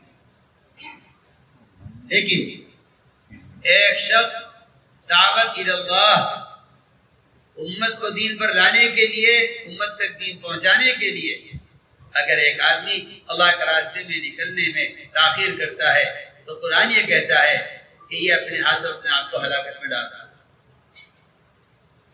قرآن کہہ رہا ہے وَأَنفِقُوا فِي سَبِيلِ اللَّهِ وَلَا تُلْقُوا بِأَيْدِيكُمْ إِلَى التَّهْلُكَةِ۔ اللہ کے راستے میں نکلنے پر مال خرچ کرو، اس میں کمی نہ کرو، ورنہ اپنے آپ کو اپنے ہاتھوں ہلاکت میں ڈالو گے۔ میں آپ سے یقین عرض کرتا ہوں کہ اس آیت کے نازل ہونے کے وقت جو واقعہ پیش آیا ہے، اس میں کسی صحابی نے یہ نہیں کہا تھا کہ ہم بیواؤں پر یوں خرچ نہیں کریں گے، یا مسجدوں پر یا مدارس پر خرچ نہیں کریں گے، یا دین کے کاموں پر خرچ نہیں کریں گے، یا بیواؤں یتیموں پر، مسکینوں پر اور بھوکوں پر، ننگوں پر خرچ نہیں کریں گے۔ ایسا کوئی ارادہ انہوں نے نہیں کیا تھا۔ انصار نے مشورہ یہ کیا تھا کہ اب تک ہم نے اسلام کو قائم کرنے کے لیے اور اسلام کو پھیلانے کے لیے نبی کی نصرت میں آپ کے ساتھ پھر کر نہ گھر دیکھا، نہ کاروبار دیکھا، نہ زمین کو دیکھا۔ زمینیں سوکھ رہی ہیں، گھر ٹوٹ گئے ہیں، کاروبار اجڑ گئے ہیں، بیوی بچوں کے تقاضے بہت سے ضائع ہو گئے ہیں۔ ہم یہ چاہتے ہیں کچھ دن مدینہ منورہ میں رہ کر مقامی کام کرتے ہوئے، ہم باہر کی حرکت کو چھوڑ کر مقامی کام کرتے ہوئے اپنے گھر کی ضروریات کو پورا کر لیں۔ اس کا ارادہ کیا تھا انصار نے۔ یہاں مشورہ ہو رہا تھا انصار کا، وہاں آیت قرآن کی نازل ہو رہی تھی آپ صلی اللہ علیہ وسلم پر، انفقوا فی سبیل اللہ ولا تلقوا بالتہلکہ، اللہ کے راستے میں خرچ کرنے میں کمی مت کرو، یعنی اللہ کے راستے میں پھرنے پر مال خرچ کرنے میں کمی نہ کرو، ورنہ اپنے آپ کو اپنے ہاتھوں ہلاکت میں ڈالو گے۔ آپ اسے اندازہ کر لیجئے۔ صحابہ یہ بھی فرماتے ہیں، اسی روایت میں ہے کہ اب کوئی جنگ ہونے والی بھی نہیں ہے، کوئی قتال بھی آگے نہیں ہے کہ جس کے لیے نکلنا زیادہ لازم اور ضروری ہو۔ یہ سوچا تھا صحابہ نے کہ اب کوئی قتال ہونے والا بھی نہیں ہے، قتال کا بھی اس میں انکار ہے۔ اس آیت میں اس واقعے میں اس پر آیت نازل ہوئی۔ آپ نے بلا کر پوچھا انصار سے، تم نے کیا مشورہ کیا ہے؟ اللہ تعالیٰ یہ فرما رہے ہیں کہ اپنے آپ کو اپنے ہاتھوں ہلاکت میں مت ڈالو۔ تم نے کیا مشورہ کیا ہے؟ انصار نے عرض کیا، ہم نے یہ مشورہ کیا تھا کہ اسلام پھیل چکا ہے، مسلمانوں کی تعداد کافی ہو گئی ہے، عملہ تیار ہو گیا ہے، اب تک ہم نے دین کی نصرت میں آپ کا ساتھ دیا ہے، ہمارے گھر اجڑ گئے، ہماری کھیتیاں سوکھ گئی، ہمارے گھر ٹوٹ گئے، ہمارے کاروبار ختم ہو گئے، ہم ان کی اصلاح کے لیے کچھ دن کے واسطے باہر کا خروج چھوڑنا چاہتے ہیں۔ اس پر آیت نازل ہوئی ہے۔ امام مولانا حضرت تھانوی رحمۃ اللہ علیہ فرماتے ہیں یہ آیت مخصوص ہے اللہ کے دین کی محنت کے لیے، یہ فرماتے ہیں حضرت تھانوی رحمۃ اللہ علیہ۔ آپ خاص طور سے کہہ رہا ہوں علماء سے جو یہ سمجھتے ہیں کہ اللہ کے راستے کا خروج اس زمانے میں خدا کے لیے ہوا کرتا تھا۔ مجھے نہیں ملتا سیرت میں کہ کسی صحابی سے اتنی سخت ناراضگی ہوئی ہو، حالانکہ صحابہ سے نعوذ باللہ زنا بھی ہوا ہے، اللہ نے ان کو معاف کیا ہے۔ تو زنا بھی اس لیے ہوا ہے تاکہ حدود کی تعلیم دی جائے، چوری اس لیے ہوئی ہے تاکہ چوری پر حد قائم کی جانے کی تعلیم دی جائے، اور شراب اس لیے پی گئی ہے تاکہ شراب کی حد قائم کرنے کی تعلیم دی جائے۔ انبیاء علیہ السلام ان قبائل سے معصوم ہیں، انہیں تعلیم دینی ہے امت کو، اس لیے یہ اعمال صحابہ سے کرائے ہیں۔ اللہ نے ان کو معاف کر دیا بے شک، لیکن مجھے کہیں نہیں ملتا کہ کسی صحابی سے کسی گناہ پر آپ نے بول چال بند کر دی ہو، سوائے ان صحابی کے جنہوں نے اللہ کے راستے میں نکلنے میں دیر کی اور موقع ہاتھ سے نکل گیا اور آپ تبوک سے واپس آ گئے۔ وہ 3 صحابہ اللہ کے راستے میں نہیں نکل سکے، آپ نے ان سے ناراضگی ظاہر کی اور سارے مدینے کا بائیکاٹ کیا ہے۔ فرماتے تھے یہ سارا ہنگامہ اس لیے ہوا تاکہ قیامت تک آنے والی امت سمجھ لے کہ اللہ کے راستے میں نکلنے میں بلا عذر تاخیر کرنا اللہ کے رسول کی ناراضگی کا سبب ہے۔ ہمارے ایسا کو چھپا ہوا ہے کہ اللہ کے راستے میں نکلنے میں تاخیر موجب عذاب ہے۔ میں اس لیے تاکید سے عرض کر رہا ہوں کہ آپ کا اللہ کے راستے میں نکلنا اللہ کے امر کی وجہ سے ہے، اس لیے کہ نقل و حرکت کی امت میں دین کا تعارف باقی رکھ سکتی ہے، اور نقل و حرکت کے بغیر امت کے لیے تذکیر اور امت کو منکرات کے ماحول سے نکالنا نقل و حرکت کے بغیر ممکن ہی نہیں ہے۔ میں کہتا ہوں انسان کے علاوہ کوئی سبب تذکیر کا اللہ نے بنایا نہیں ہے، پھر نفل کے علاوہ اور کون سا ذریعہ امت کو ہدایت پر لانے کا ہو سکتا ہے اور منکرات کے ماحول کو ختم کرنے کا کون سا ذریعہ ہو سکتا ہے، جب اللہ نے تذکیر کا سبب انسان کے علاوہ کسی مخلوق کو کسی آلے کو بنایا ہی نہیں۔ تو نکل رہے ہیں، اس پر اللہ کا شکر ادا کرو کہ اللہ نے ہمیں انسانوں کی ہدایت کا ذریعہ بننے کے راستے پر نکال دیا، ورنہ اگر اس راستے پر نہیں آؤ گے تو پھر امت کی گمراہی کا ذریعہ بنے۔ اگر خیر کی طرف دعوت دو گے تو امت کی ہدایت کا ذریعہ بنو گے اور سب کے اعمال کا اجر تمہارے صحیفے میں ہوگا، اور اگر امت کی ہدایت کا ذریعہ نہیں بنو گے تو پھر یہ فراغت اور یہ فرصت شیطان اس صلاحیت کو امت کی گمراہی کے لیے استعمال کرتا ہے۔ اس سے اللہ کے راستے میں نکلنے کے لیے سب سے بنیادی چیز وہ آداب اور شرائط ہیں جن کا پابند ہونے سے تربیت ہوتی ہے۔ ہمارا نکلنا سیاحت کے لیے نہیں ہے، ہمارا نکلنا اللہ کے راستے کا جہاد ہے، اللہ کے دین کو قائم کرنے کی محنت ہے۔ اس لیے نکلنے کے زمانے میں ہمیں اپنے آپ کو جن چیزوں کا بہت پابند بنانا ہے۔ سب سے اہم چیز یہ ہے کہ نکلنے کے زمانے میں اپنی نظروں کی بہت حفاظت کرو۔ اور فرماتے تھے اگر نکلنے کے زمانے میں دنیا کو دیکھ رہے ہو محبت کی نظر سے، پہلے سے زیادہ دنیا کی محبت لے کر لوٹو گے۔ اگر زبان کا استعمال لایانی کے لیے ہو رہا ہے تو پھر آپ جانتے ہیں کہ حدیث میں آتا ہے، آپ نے فرمایا احد کے میدان میں شہید ہونے والے صحابی کو ان کی والدہ نے یہ کہہ دیا کہ میرے بیٹے تمہیں جنت مبارک ہو۔ آپ ہمارے کی والدہ سے تم نے جنتی کہہ دیا، تمہیں کیا معلوم کہ اس نے خروج میں وہ لایانی بات کی ہو۔ اتنی بات کر کے بھی آپ ذرا اندازہ کریں احد کے میدان میں شہید ہونے والے صحابی کو اگر جنتی کہہ دیا ان کی والدہ نے، تو آپ نے فرمایا تم نے کیسے کہہ دیا اس کو جنتی، تمہیں کیا معلوم کہ اس نے اللہ کے راستے میں نکل کر لایانی باتیں کی ہوں۔ اس لیے میرے محترم دوستو ہمارے چلنے نکلنے میں بہت وقار ہونا چاہیے، سنجیدگی ہونی چاہیے، زبان سے لایانی باتیں نہ ہوں، اللہ کا ذکر کثرت سے کرتے رہیں۔ بازاروں میں اگر چوتھے کلمے کے ساتھ گزرنا نہیں ہو رہا ہے تو کہا گیا ہے کہ ایمان کے سلب ہونے کا خطرہ ہے۔ اس طرح ہمیں نکلنے کے زمانے میں اپنے امیر کی اطاعت کے ساتھ، اپنے ذمہ دار کی فرما برداری کے ساتھ اپنے آپ کو ذکر اور عبادت کا پابند بناتے ہوئے اپنے آپ کو نکلنا سمجھتے تھے۔ دائی کی نقل و حرکت سورج کی طرح ہے، سورج حرکت میں ہے، اگر روشنی کے ساتھ حرکت میں ہے ہر گھر کے اندر نور پہنچے گا۔ اگر ہماری نقل و حرکت ذکر و تلاوت عبادت اور اعمال خیر کے ساتھ ہے تو اس نقل و حرکت سے ہر گھر کے اندر دین داخل ہوگا اور اسلام کا نور اور اسلام کا اور نور ہدایت ہر گھر میں داخل ہوگا۔ سورج گرہن ہو کر رک نہیں جاتا، حرکت میں رہتا ہے، لیکن سورج گرہن ہوتا ہے تو گھر میں روشنی نہیں پہنچ سکتی۔ وہ ظلمت کے ساتھ حرکت میں ہے، اندھیرا کا اندھیرا رہے گا، سورج کی حرکت ہے۔ اگر کام کرنے والے نفع حرکت کے دوران ان اعمال کے پابند نہیں ہیں تو یہ نفع حرکت ظلمت کے ساتھ ہے، نور کے ساتھ نہیں ہے۔ اس لیے تاکید سے عرض کر رہا ہوں کہ ہمارا نکلنے کا زمانہ وقت یہ بڑا اہم ہے، اس لیے اپنے امیر کی اطاعت کے ساتھ چلیں۔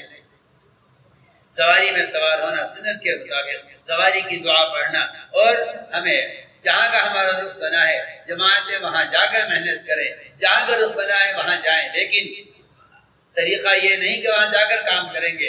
دعوت تو یہیں سے شروع ہو گئی ہے، آپ کا سفر شروع ہو جائے تو آپ اس طرح دعوت دیتے ہوئے جائیں، سفر میں، ٹرین میں، بس میں، جو بھی آپ کے پاس ہے آپ اس کو دعوت دیں، اللہ کا تعارف کرائیں، کام کا تعارف کرائیں، اور ان کو فرائض، نماز کے فرائض بتلائیں، اسلام کے فرائض بتلائیں۔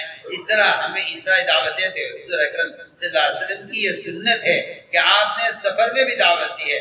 آپ نے ہجرت کا سفر جو انتہائی مشکل اور خطرناک تھا، ہر طرف آپ کو پکڑنے کے لیے کفار دوڑے ہوئے تھے، اعلانات ہو رہے تھے انعامات کے، اس ماحول میں بھی آپ صلی اللہ علیہ وسلم نے ڈاکوں کا راستے اختیار کیا سفر ہجرت کے لیے، اور ڈاکوں کو دعوت دینے کے لیے ڈاکوں کا راستے اختیار کیا ہے۔ اتنا اہتمام آپ کے یہاں دعوت کا تھا کہ آپ نے سفر میں بھی دعوت دی ہے، یہ نہیں وہاں اسکول میں جا کر کام کریں گے، وہیں سے کام شروع ہو گیا، اور آپ نے دو ڈاکوں کو دعوت دی جو دونوں اسلام میں داخل ہوئے۔ ایک سفر عبداللہ بن عمر کے ساتھ تھے آپ صحابہ آپ کے ساتھ تھے، آپ نے ایک مسافر کو دعوت دی اور اس کو شہادتین گواہی دینے کے لیے فرمایا۔ اس نے کہا آپ کی اس دعوت پر کون گواہ ہے اور کون آپ کی رسالت پر گواہ ہے؟ آپ میں درد گواہی دے گا جو سامنے کھڑا ہوا ہے۔ میں کہتا ہوں بے شمار واقعات آپ کے سفر میں دعوت دینے کے ہیں، اس طرح ہم سفر میں بھی ایک دوسرے کو دعوت دیتے ہوئے نئے نئے آدمی سے ملاقاتیں کرتے ہوئے جائیں۔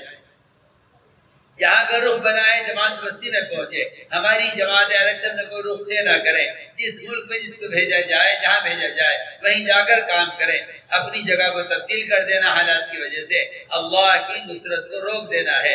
جماعت ایسا ہرگز نہ کریں جہاں رکاوٹ پیش آئے وہاں سے رخ بدل دیں، بلکہ ان رکاوٹوں کو روزوں کے ذریعے، دعاؤں کے ذریعے، استغفار کے ذریعے، اپنے آپ کو کوتاہیوں سے متحد کرنے کے ذریعے ان رکاوٹوں کو کھلوانا ہے۔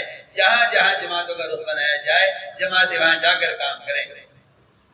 ایئرپورٹ پر اور سفروں میں ہم سے کوئی ایسا کام ہرگز نہ ہو جو قانون کے خلاف ہے۔ ابراہیم علیہ السلام اس ملک کے قانون کو جان کر سفر کر رہے تھے، وہاں قانون آیا رکاوٹ میں، ابراہیم علیہ السلام قانون سے واقف تھے، اس لیے بچ کر نکل گئے۔ ہمارے ساتھیوں کو چاہیے کہ حکومت کے قوانین کی پوری رعایت کرتے ہوئے سفر کریں۔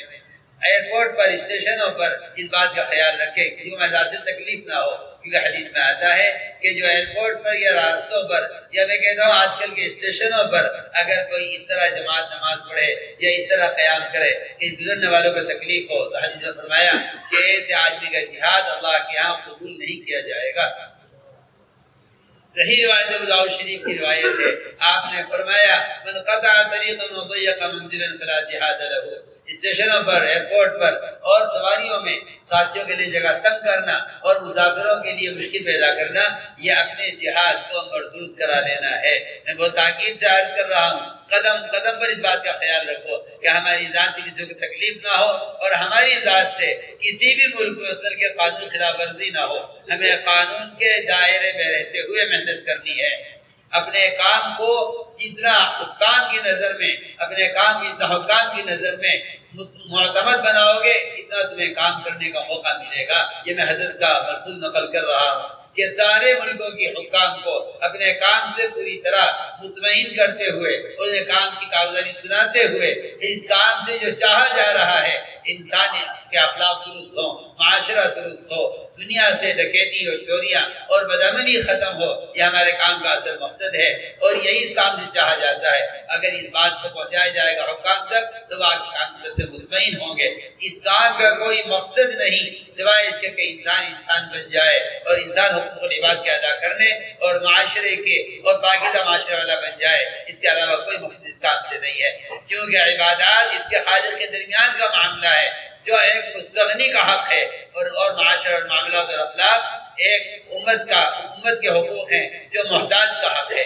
میں کہتا ہوں معاملات، اخلاق اور معاشرہ محتاج کا حق ہے اور عبادات مستغنی کا حق ہے۔ ہمیں اس بات کا پورا خیال رکھنا ہے اپنے کے زمانے میں کہ ہماری ذات کسی کو تکلیف نہ پہنچے۔ اس لیے تاکید سے کہہ رہا ہوں کہ ہر طبقے کو اپنے کام کی طرف سے مطمئن کرنا ہر ملک کے کام کرنے والوں کی ذمہ داری ہے۔ انہیں بتاؤ حکام کو کہ ہم مسجد کے لیے اس لیے لے کر آتے ہیں تاکہ چوریاں ختم ہو، ڈکیتیاں ختم ہو، بدامنی ختم ہو۔ انسان جو حیوان بنا ہوا ہے جس کی وجہ سے مسلمانوں کی جان اور مال بلکہ عام انسانوں کی عزت محفوظ نہیں ہے، ہم عزت جان اور مال کی حفاظت کے لیے انسان کو اللہ سے جوڑنا چاہتے ہیں تاکہ اپنے مالک سے جڑ کر اپنے ماحول کو درست کرے اور اپنے مخالف سے جڑ کر مسلمانوں کی اور تمام انسانوں کی جان اور مال اور عزت ایک دوسرے محفوظ رہیں۔ اس لیے کہ اسلام کا کمال یہی ہے کہ اس کی جان اور مال سے اس کے پڑوسی اور مسلمان محفوظ رہے۔ یہ حدیث میں فرمایا گیا ہے المسلم من سلم المسلمون من لسانه ويده۔ ہم اس حدیث کو عملی طور پر زندہ کرنے کے لیے اس محنت کو کرتے ہیں۔ اس اعتبار سے میں نے عرض کیا ہے کہ ہر ملک والوں کی ذمہ داری ہے کہ وہ اپنے ملک کا حکام، وہ مسلمان ہیں یا غیر مسلم ہیں، ان حکام کو اپنے کام کی طرف سے مطمئن کرنا ہر کام کرنے والے کی سب سے اول ذمہ داری ہے کہ وہ اپنے کام کی طرف سے اپنے حکام کو مطمئن کریں اور بتائیں کہ ہم اس کام سے کیا چاہتے ہیں۔ ہمیں ہمارے کام کا مقصد مسلمان انسان کی جان و مال کا حاصل کرنا مقصود نہیں ہے، ہمارے اسلام کا مقصد بدامنی پیدا کرنا نہیں ہے، ہمارے اسلام کا مقصد امت کے خون کی حفاظت ہے، امت کے جان و مال کی حفاظت، یہ ہمارے کام کا مقصد ہے۔ اگر یہ بات ہے تو پھر ہر طبقہ اس کام کو قبول کرے گا اور ہر طبقہ اس کام کی طرف سے مطمئن ہوگا۔ یہ کام کرنے والے کی میں اہم ذمہ داری عرض کر رہا ہوں۔ آپ پورے کام کی تفصیل اپنے حکام کو بتائیں اور بتائیں کہ اس کام سے ہم یہ چاہتے ہیں، اس سے آپ کام کرنے کا موقع ملے گا اور کام کرنے کی سہولتیں ملیں گی۔ لیکن یہ سمجھنا کہ ہمارا کام ہے اس طرح چاہے کر لے، میں سمجھتا ہوں کہ یہ سوچ اور یہ جذبہ حکمت کے خلاف ہے۔ حضور اکرم صلی اللہ علیہ وسلم نے حدیبیہ میں سارے مطالبات پورے کر دیے، اللہ تعالی نے فتح عظیم عطا فرما دی۔ میں کیا کرتا ہوں کہ یہ سب کر صلح کرنا اور شرائط کا منظور کرنا یہ کوئی ہزیمت کی چیز نہیں ہے، بلکہ یہ حکمت کی چیزیں ہیں اور یہ فتح کا ذریعہ ہے۔ اس لیے تاکید سے عرض کر رہا ہوں کہ ہماری ذات سے کوئی کام خلاف قانون یا کسی ملک کے خیر کی خلاف ورزی ہمارے عمل سے نہیں ہونی چاہیے۔ ہم قانون کے دائرے میں رہتے ہوئے محنت کریں اور اس طرح قدم قدم پر اپنے آپ کو اس کا پابند بنائیں۔ اس کا مطلب ہرگز یہ نہیں ہے کہ اگر کسی ملک میں مسجد نہیں ہے یا کسی ملک میں مسجد میں کام نہیں کیا جا سکتا تو وہاں جماعت نہ جائے۔ میں نے کل بھی عرض کیا ساتھیوں سے کہ ہم جماعت ملکوں میں ڈالیں جو جا کے مسلمانوں کو تلاش کریں اور ایک ایک کو دعوت دے کر اسے اللہ کے فرائض پر لانے کی محنت اور کوشش کریں۔ اس کے لیے مسجد کا ہونا کوئی شرط نہیں ہے، لیکن جہاں مساجدیں کام ہے وہاں ہماری جماعتیں مسجد جا کر قیام کریں اور مسجد ہر امتی کو مسجد جوڑنے کی محنت کریں، مسجد میں سنت طریقے سے داخل ہوں، مسجدوں کا احترام کریں، سامان خریدنے سے ایک طرف لگائیں۔ سب سے پہلا کام یہ ہے کہ جاتے ہی تحیۃ المسجد پڑھ کر اللہ کے گھر میں داخل ہونے کا منہ بنائیں، اللہ کے گھر میں داخل ہونے کے قابل ہوں۔ آپ کے گھر میں کوئی آدمی آئے آپ کو سلام کیے بغیر بیٹھ جائے، آپ برا مانتے ہیں کہ میرے گھر میں آیا مجھے سلام بھی نہیں کیا۔ اس لیے میں کہتا ہوں یہ اللہ کا گھر ہے، سب سے پہلے تحیہ یہ ہے کہ اللہ کے گھر میں داخل ہونے کے بعد تحیۃ المسجد کا اہتمام کیا جائے۔ اللہ تعالیٰ استقبال کرتے ہیں بذات خود مسجد میں آنے والے کا۔ روایت میں یہ تبشبش اللہ کو بشاشت ہوتی ہے مسجد میں آنے والے سے مل کر، اس لیے مسجد میں داخل ہو کر جماعت پہلا کام سامان نقلی سے ایک طرف رکھ دے اور 2 رکعت اگر مکروہ وقت نہیں ہے تو تحیۃ المسجد ادا کرے۔ اس کے بعد ساتھیوں کو متوجہ کر کے مشورے کے لیے کوشش بات کی کریں کہ وہاں کے مقامی لوگ آپ کے مشورے میں شریک ہوں، یہ بہت اہم اور ضروری بات ہے۔ مسجد کا کوئی بھی عمل، تعلیم کا، دعوت کا، گشت کا، مشورے کا، یہ کوئی بھی عمل مقامی ساتھیوں کے بغیر نہیں کیا جائے گا۔ ہمیں اپنے تمام کاموں کے اندر مقامی ساتھیوں کو شریک کرنا ہوگا۔ باہر سے آنے والی جماعت مقامی آدمیوں کے ساتھ جڑ کر اگر انصار مہاجرین کی طرح مدینہ منورہ کی شکل پر ایک نہیں ہوتے تو میں کہتا ہوں کام ہو نہیں سکتا۔ اس لیے مقامی لوگوں کے ساتھ لینا انتہائی ضروری ہے۔ وہاں جا کر امام صاحب سے ملاقات کریں، مقامی لوگوں سے ملاقات کریں، انہیں بتائیں جماعت آئی ہے فلاں مسجد میں شریک ہوئی ہے، مقامی لوگوں کو ساتھ لے کر مشورے کا اہتمام کیا جائے اور وہاں مقامی لوگوں کے مشورے سے ملاقاتوں کا نظم قائم کیا جائے، ان سے معلوم کیا جائے کہاں کہاں کن کر لوگ فارغ ملتے ہیں، یہ ساری معلومات ہمیں مقامی کام کے لیے مقامی ساتھیوں کو مشورے میں شریک کرنے سے ہی حاصل ہو سکتی ہیں۔ میں نے مختصر عرض کر دیا ہے، اس کا اہتمام کریں۔ اور ہمارا کام یہ ہے کہ ہمیں عرض کیا گیا ہے کہ 24 گھنٹے کے اعمال کا مشورہ کر لیں کہ ہمیں کون سے عمل کس وقت کرنا ہے۔ کب لوگ اپنے گھروں فارغ ملتے ہیں، ہم اپنے آرام کو کھانے کو قربان کر کے ایسے وقت محنت کریں جس وقت ہمیں گھروں پر مسلمان فارغ ملتے ہیں۔ ہم محنت کر کے آگے دوپہر کو، لوگ ملتے ہیں شام کو، ہم محنت کر کے آگے شام کو، لوگ فارغ ہوتے ہیں صبح کو۔ اس لیے ہمیں اس بات کو پہلے خیال کرنا پڑے گا کہ ہماری گھروں کی ملاقاتوں کا اور بازاروں کی ملاقاتوں کا وقت وہ ہوگا جب ہمیں لوگ اپنے گھروں پر ملیں۔ اس لیے ہمیں تاکید سے اپنی محنت کے گشت کے رخ دو اعتبار سے ہمیں بنانا ہے، ایک گھروں کی ملاقات کا رخ اور دوسرے بازاروں میں اور عیاشی کے اڈوں پر اور منکرات کے ماحول میں جو لوگ بیٹھے ہوئے ہیں، ہم جماعت بن بن ان کے پاس جائیں اور ان کو منکر ماحول سے نکال کر مسجد کے ماحول میں لے کر آئیں۔ یہ ہمارے گشت کا موضوع ہے۔ اس طرح ہمیں ہر جگہ جا کر محنت کرنی ہے۔ تعلیم کا عرض کیا جا چکا ہے کہ ہم 2 گھنٹے 2.5 گھنٹے جم کر تعلیم ہوگی۔ تعلیم کے ساتھ 3 اعمال بتا دیے گئے ہیں، قرآن کی درسی کا حلقہ، کتابی تعلیم، 6 صفات کا مذاکرہ۔ تعلیم کے دوران تعلیمی گشت بھی ہوتا رہے گا، 2 ساتھی جماعتیں بن کر جائیں اور 15 منٹ 20 منٹ گشت کر کے لوگوں کو تعلیم کے حلقے میں نقد لے کر آئیں۔ یہ تعلیم کے دوران تعلیمی گشت ہوتا رہے گا۔ اس طرح ہماری جماعتوں کو نکل کر ہر جگہ محنت کرنی ہے۔ کسی مسجد میں قیام کی کوئی مدت متعین نہیں ہے، یہ بات آپ سب لکھ لیجئے، جتنے ہمارے پڑوس سے حضرات آئے ہیں اور جتنے ہماری جماعت ملکوں سے پرانے آئے ہوئے ہیں، کسی مسجد میں قیام کا کوئی وقت متعین نہیں ہے۔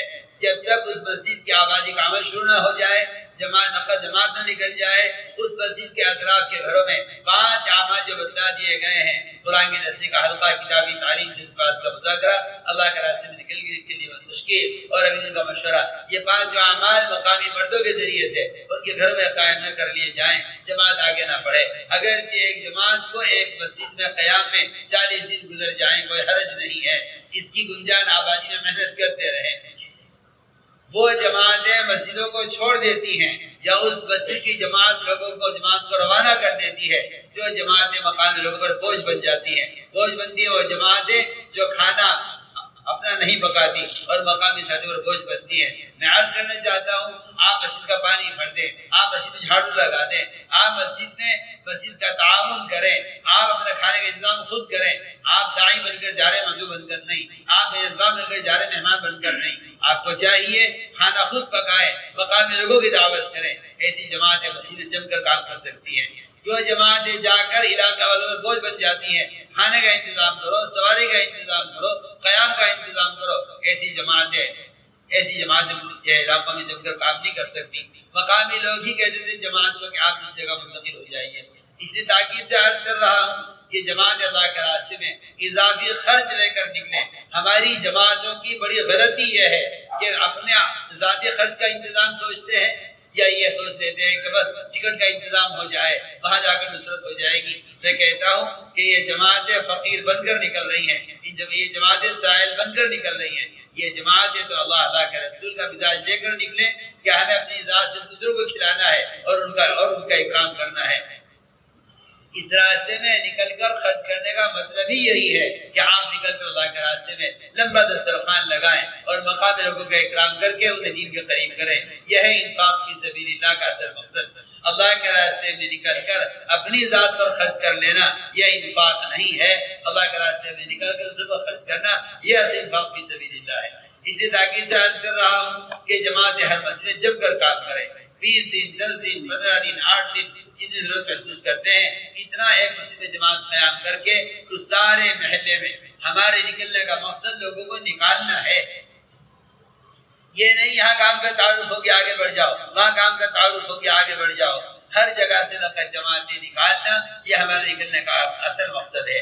ہمارا خروج لوگوں کے اخراج کے لیے ہے، ہمارا نکلنا ہر مسجد کے اندر ہمارے دعوت کی اجتماعی فضا بنانے کے لیے ہے۔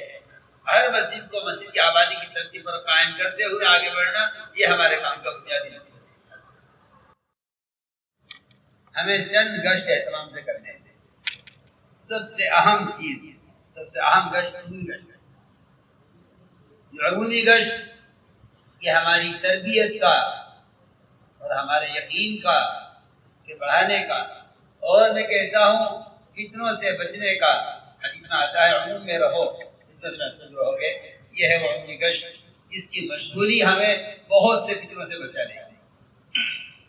عمومی گشت تو انبیاء علیہ السلام کی اصل سنت ہے، جو دن رات کی محنت کی انبیاء علیہ السلام کی، وہ ہے عمومی گشت۔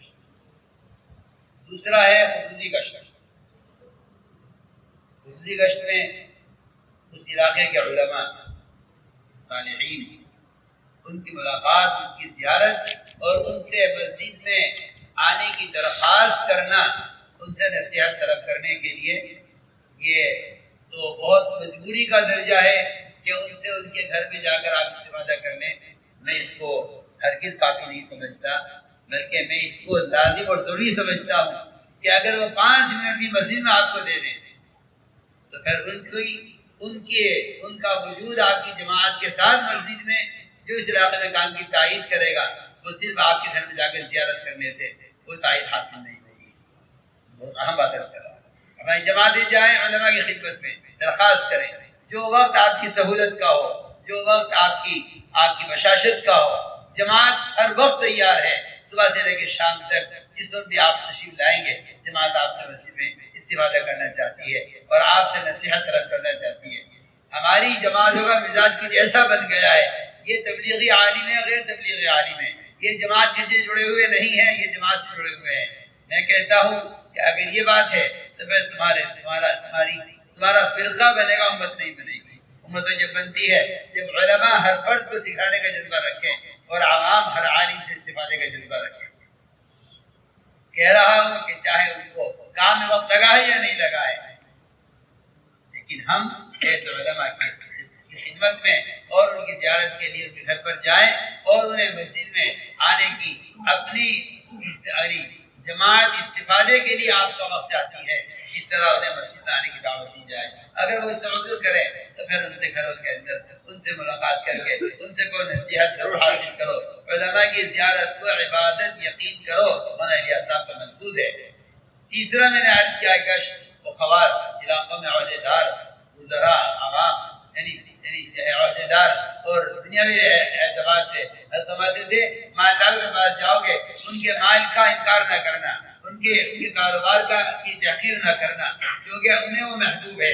یہ کہنا اللہ نے آپ کو بڑی عزت دی ہے، بڑی نعمتوں سے نوازا ہے، آپ ماشاءاللہ یہاں بااثر آتی ہیں، ہم چاہتے ہیں کہ اگر آپ کچھ اور جماعت کو دے دیں تو آپ کے آنے سے کام کی تائید ہوگی، یہاں کے عوام آپ کی بات سنیں گے، آپ کی بات کا اثر لیں گے۔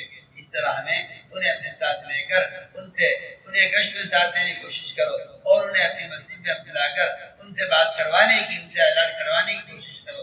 اگر وہ اعلان کر دیں گے جماعت آئی ہے اس کے ساتھ تو پھر اس سے آپ کو کام کرنے میں بڑی سہولت اور قوت حاصل ہوگی۔ پھر ایک گشت ہے ہمارا تشکیلی گشت، یہ بہت اہم گشت ہے، لوگوں کے گھروں پر جا کر انہیں نکال کر لانا، اور تشکیل کی جگہ یاد رکھو کہ مسجد ہے، ہم مسجد میں لا کر تشکیل کریں، یہی سنت ہے، یہی حکمت ہے اور یہی لوگوں کے اللہ کے راستے میں نکلنے کا، واسطے نرم ہونے کا ایک بنیادی سبب ہے۔ گھروں کے ماحول میں تشکیل مرتا کا محفوظ ہے، تم گھروں میں تشکیل کرو گے تو گھروں میں وہ اپنے گھر کے آثار پیش کرے گا، بیوی بیمار ہے، چھت ٹپک رہی ہے، دیوار ٹوٹ رہی ہے، مجھے فلاں کام ہے، فلاں تقاضا ہے، اگر مسجد میں لے آؤ گے تو آزار کے ماحول سے نکل کر یہاں فرشتوں کے ماحول میں آ جائے گا، یہاں تشکیل کرنا آسان ہے۔ ہمیں تمام تشکیل ایسی رقمیں مسجد کے ماحول میں ملتی ہیں، بچے ایڑیاں اٹھا کر کھڑے ہوتے تھے کہ اللہ کے راستے میں نکلنے میں نام لکھا جائے، لنگڑے کھڑے ہو کر بتاتے تھے کہ ہم اللہ کے راستے میں نکلنا چاہتے ہیں۔ مسجد کے ماحول میں تشکیل کا جذبہ اور ہوتا ہے، گھر کے ماحول میں آدمی آزار کے ماحول میں پھنسا ہوا ہوتا ہے۔ اسی تاکید سے عرض کر رہا ہوں کہ مسجد کے باہر جا کر تشکیل کریں۔ ایک تشکیل ہے اصول یابی کا، جن کو آپ نے نام لکھ لیا ہے اور ان کا نام آپ کہیں گے ہاں آ جائے گا، نکل جائے گا، نام تو آ ہی گیا ہے۔ میرے دوستو عزیزو، یہ وصولی کا گشت بڑا محنت کا گشت ہے، یہ مینڈک تولنے کے جیسا گشت ہے کہ اس میں ایک آدمی جائے گا، ایک آئے گا، ایک نکل جائے گا، ایک آ جائے گا۔ ہمیں سب کو جمع کرنا ہے مسجد میں اور ان کی جماعت بندی کر ان پر ایسے ساتھیوں کو ذمہ دار بنا کر جو قرآن اچھا پڑھنا جانتا ہو اور وقت لگایا ہوا ہو، ایسے آدمی کو آگے بڑھانا سنت ہے۔ میں مختصر عرض کر رہا ہوں کہ جو طریقہ ہے مسجد نبوی سے جماعتیں روانہ کرنے کا کہ کہ قرآن کا زیادہ پڑھنے والے جاننے والے کو ان کو ذمہ دار بنا کر ان کی جماعتوں کو نقد روانہ کیا جائے. جہاں جماعتیں جائیں وہاں سے نقد جماعتیں روانہ کریں. جہاں اجتماعات ہونے والے ہیں وہاں کی جماعتوں کو اجتماعات کے لیے مؤخر نہ کیا جائے، بلکہ کہا جائے اجتماع کی نکلے گی آپ فوراً نکل جائیں. ہر جگہ سے جماعتوں کی تشکیل کر کے ان کے جو ملک میں مرکزی مقام قریب میں ہے وہاں کا اہلیہ ان کو متوجہ کر دیا جائے. ان میں سے کسی سمجھدار آدمی کو ذمہ دار بنا کر جماعت کو اس مرکز کی طرف روانہ کیا جائے تاکہ وہ وہاں سے ہدایات لے کر کسی رخ پر کام کرے. اس طرح میں نے عرض کر دیا مختصر کہ انشاءاللہ ہمیں اصلاح کے راستے میں نکل کر محنت کرنی ہے. ہر جگہ سے جماعتیں نکالو. امت کو منکر کے ماحول سے نکالنا یہ ہمارے نکلنے کا مقصد ہے.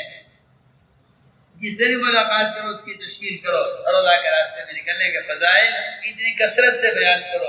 اللہ کے راستے میں نکلنے پر تاخیر پر وعیدیں اتنی بیان کرو کہ امت میں اس بات کا احساس پیدا ہو جائے کہ اللہ کے راستے میں نکلنے میں دیر کرنا اللہ کے رسول کی ناراضگی کا سبب ہے، اور اس راستے میں نکلنا انبیاء اور صحابہ کرام کے زمانے کی نصرتوں کے آنے کا سبب ہے. اس یقین پر امت کو اٹھاؤ. اس طرح ہمیں انشاءاللہ ہر جگہ محنت کرنی ہے. جہاں جاؤ وہاں مقامی کام کی پوری کوشش کرو. 5 اعمال میں عرض کر چکا ہوں. عملی توبہ کر کے دکھانے، ہر مسجد میں ہر گھر کے اندر یہ اعمال زندہ کرنے ہیں.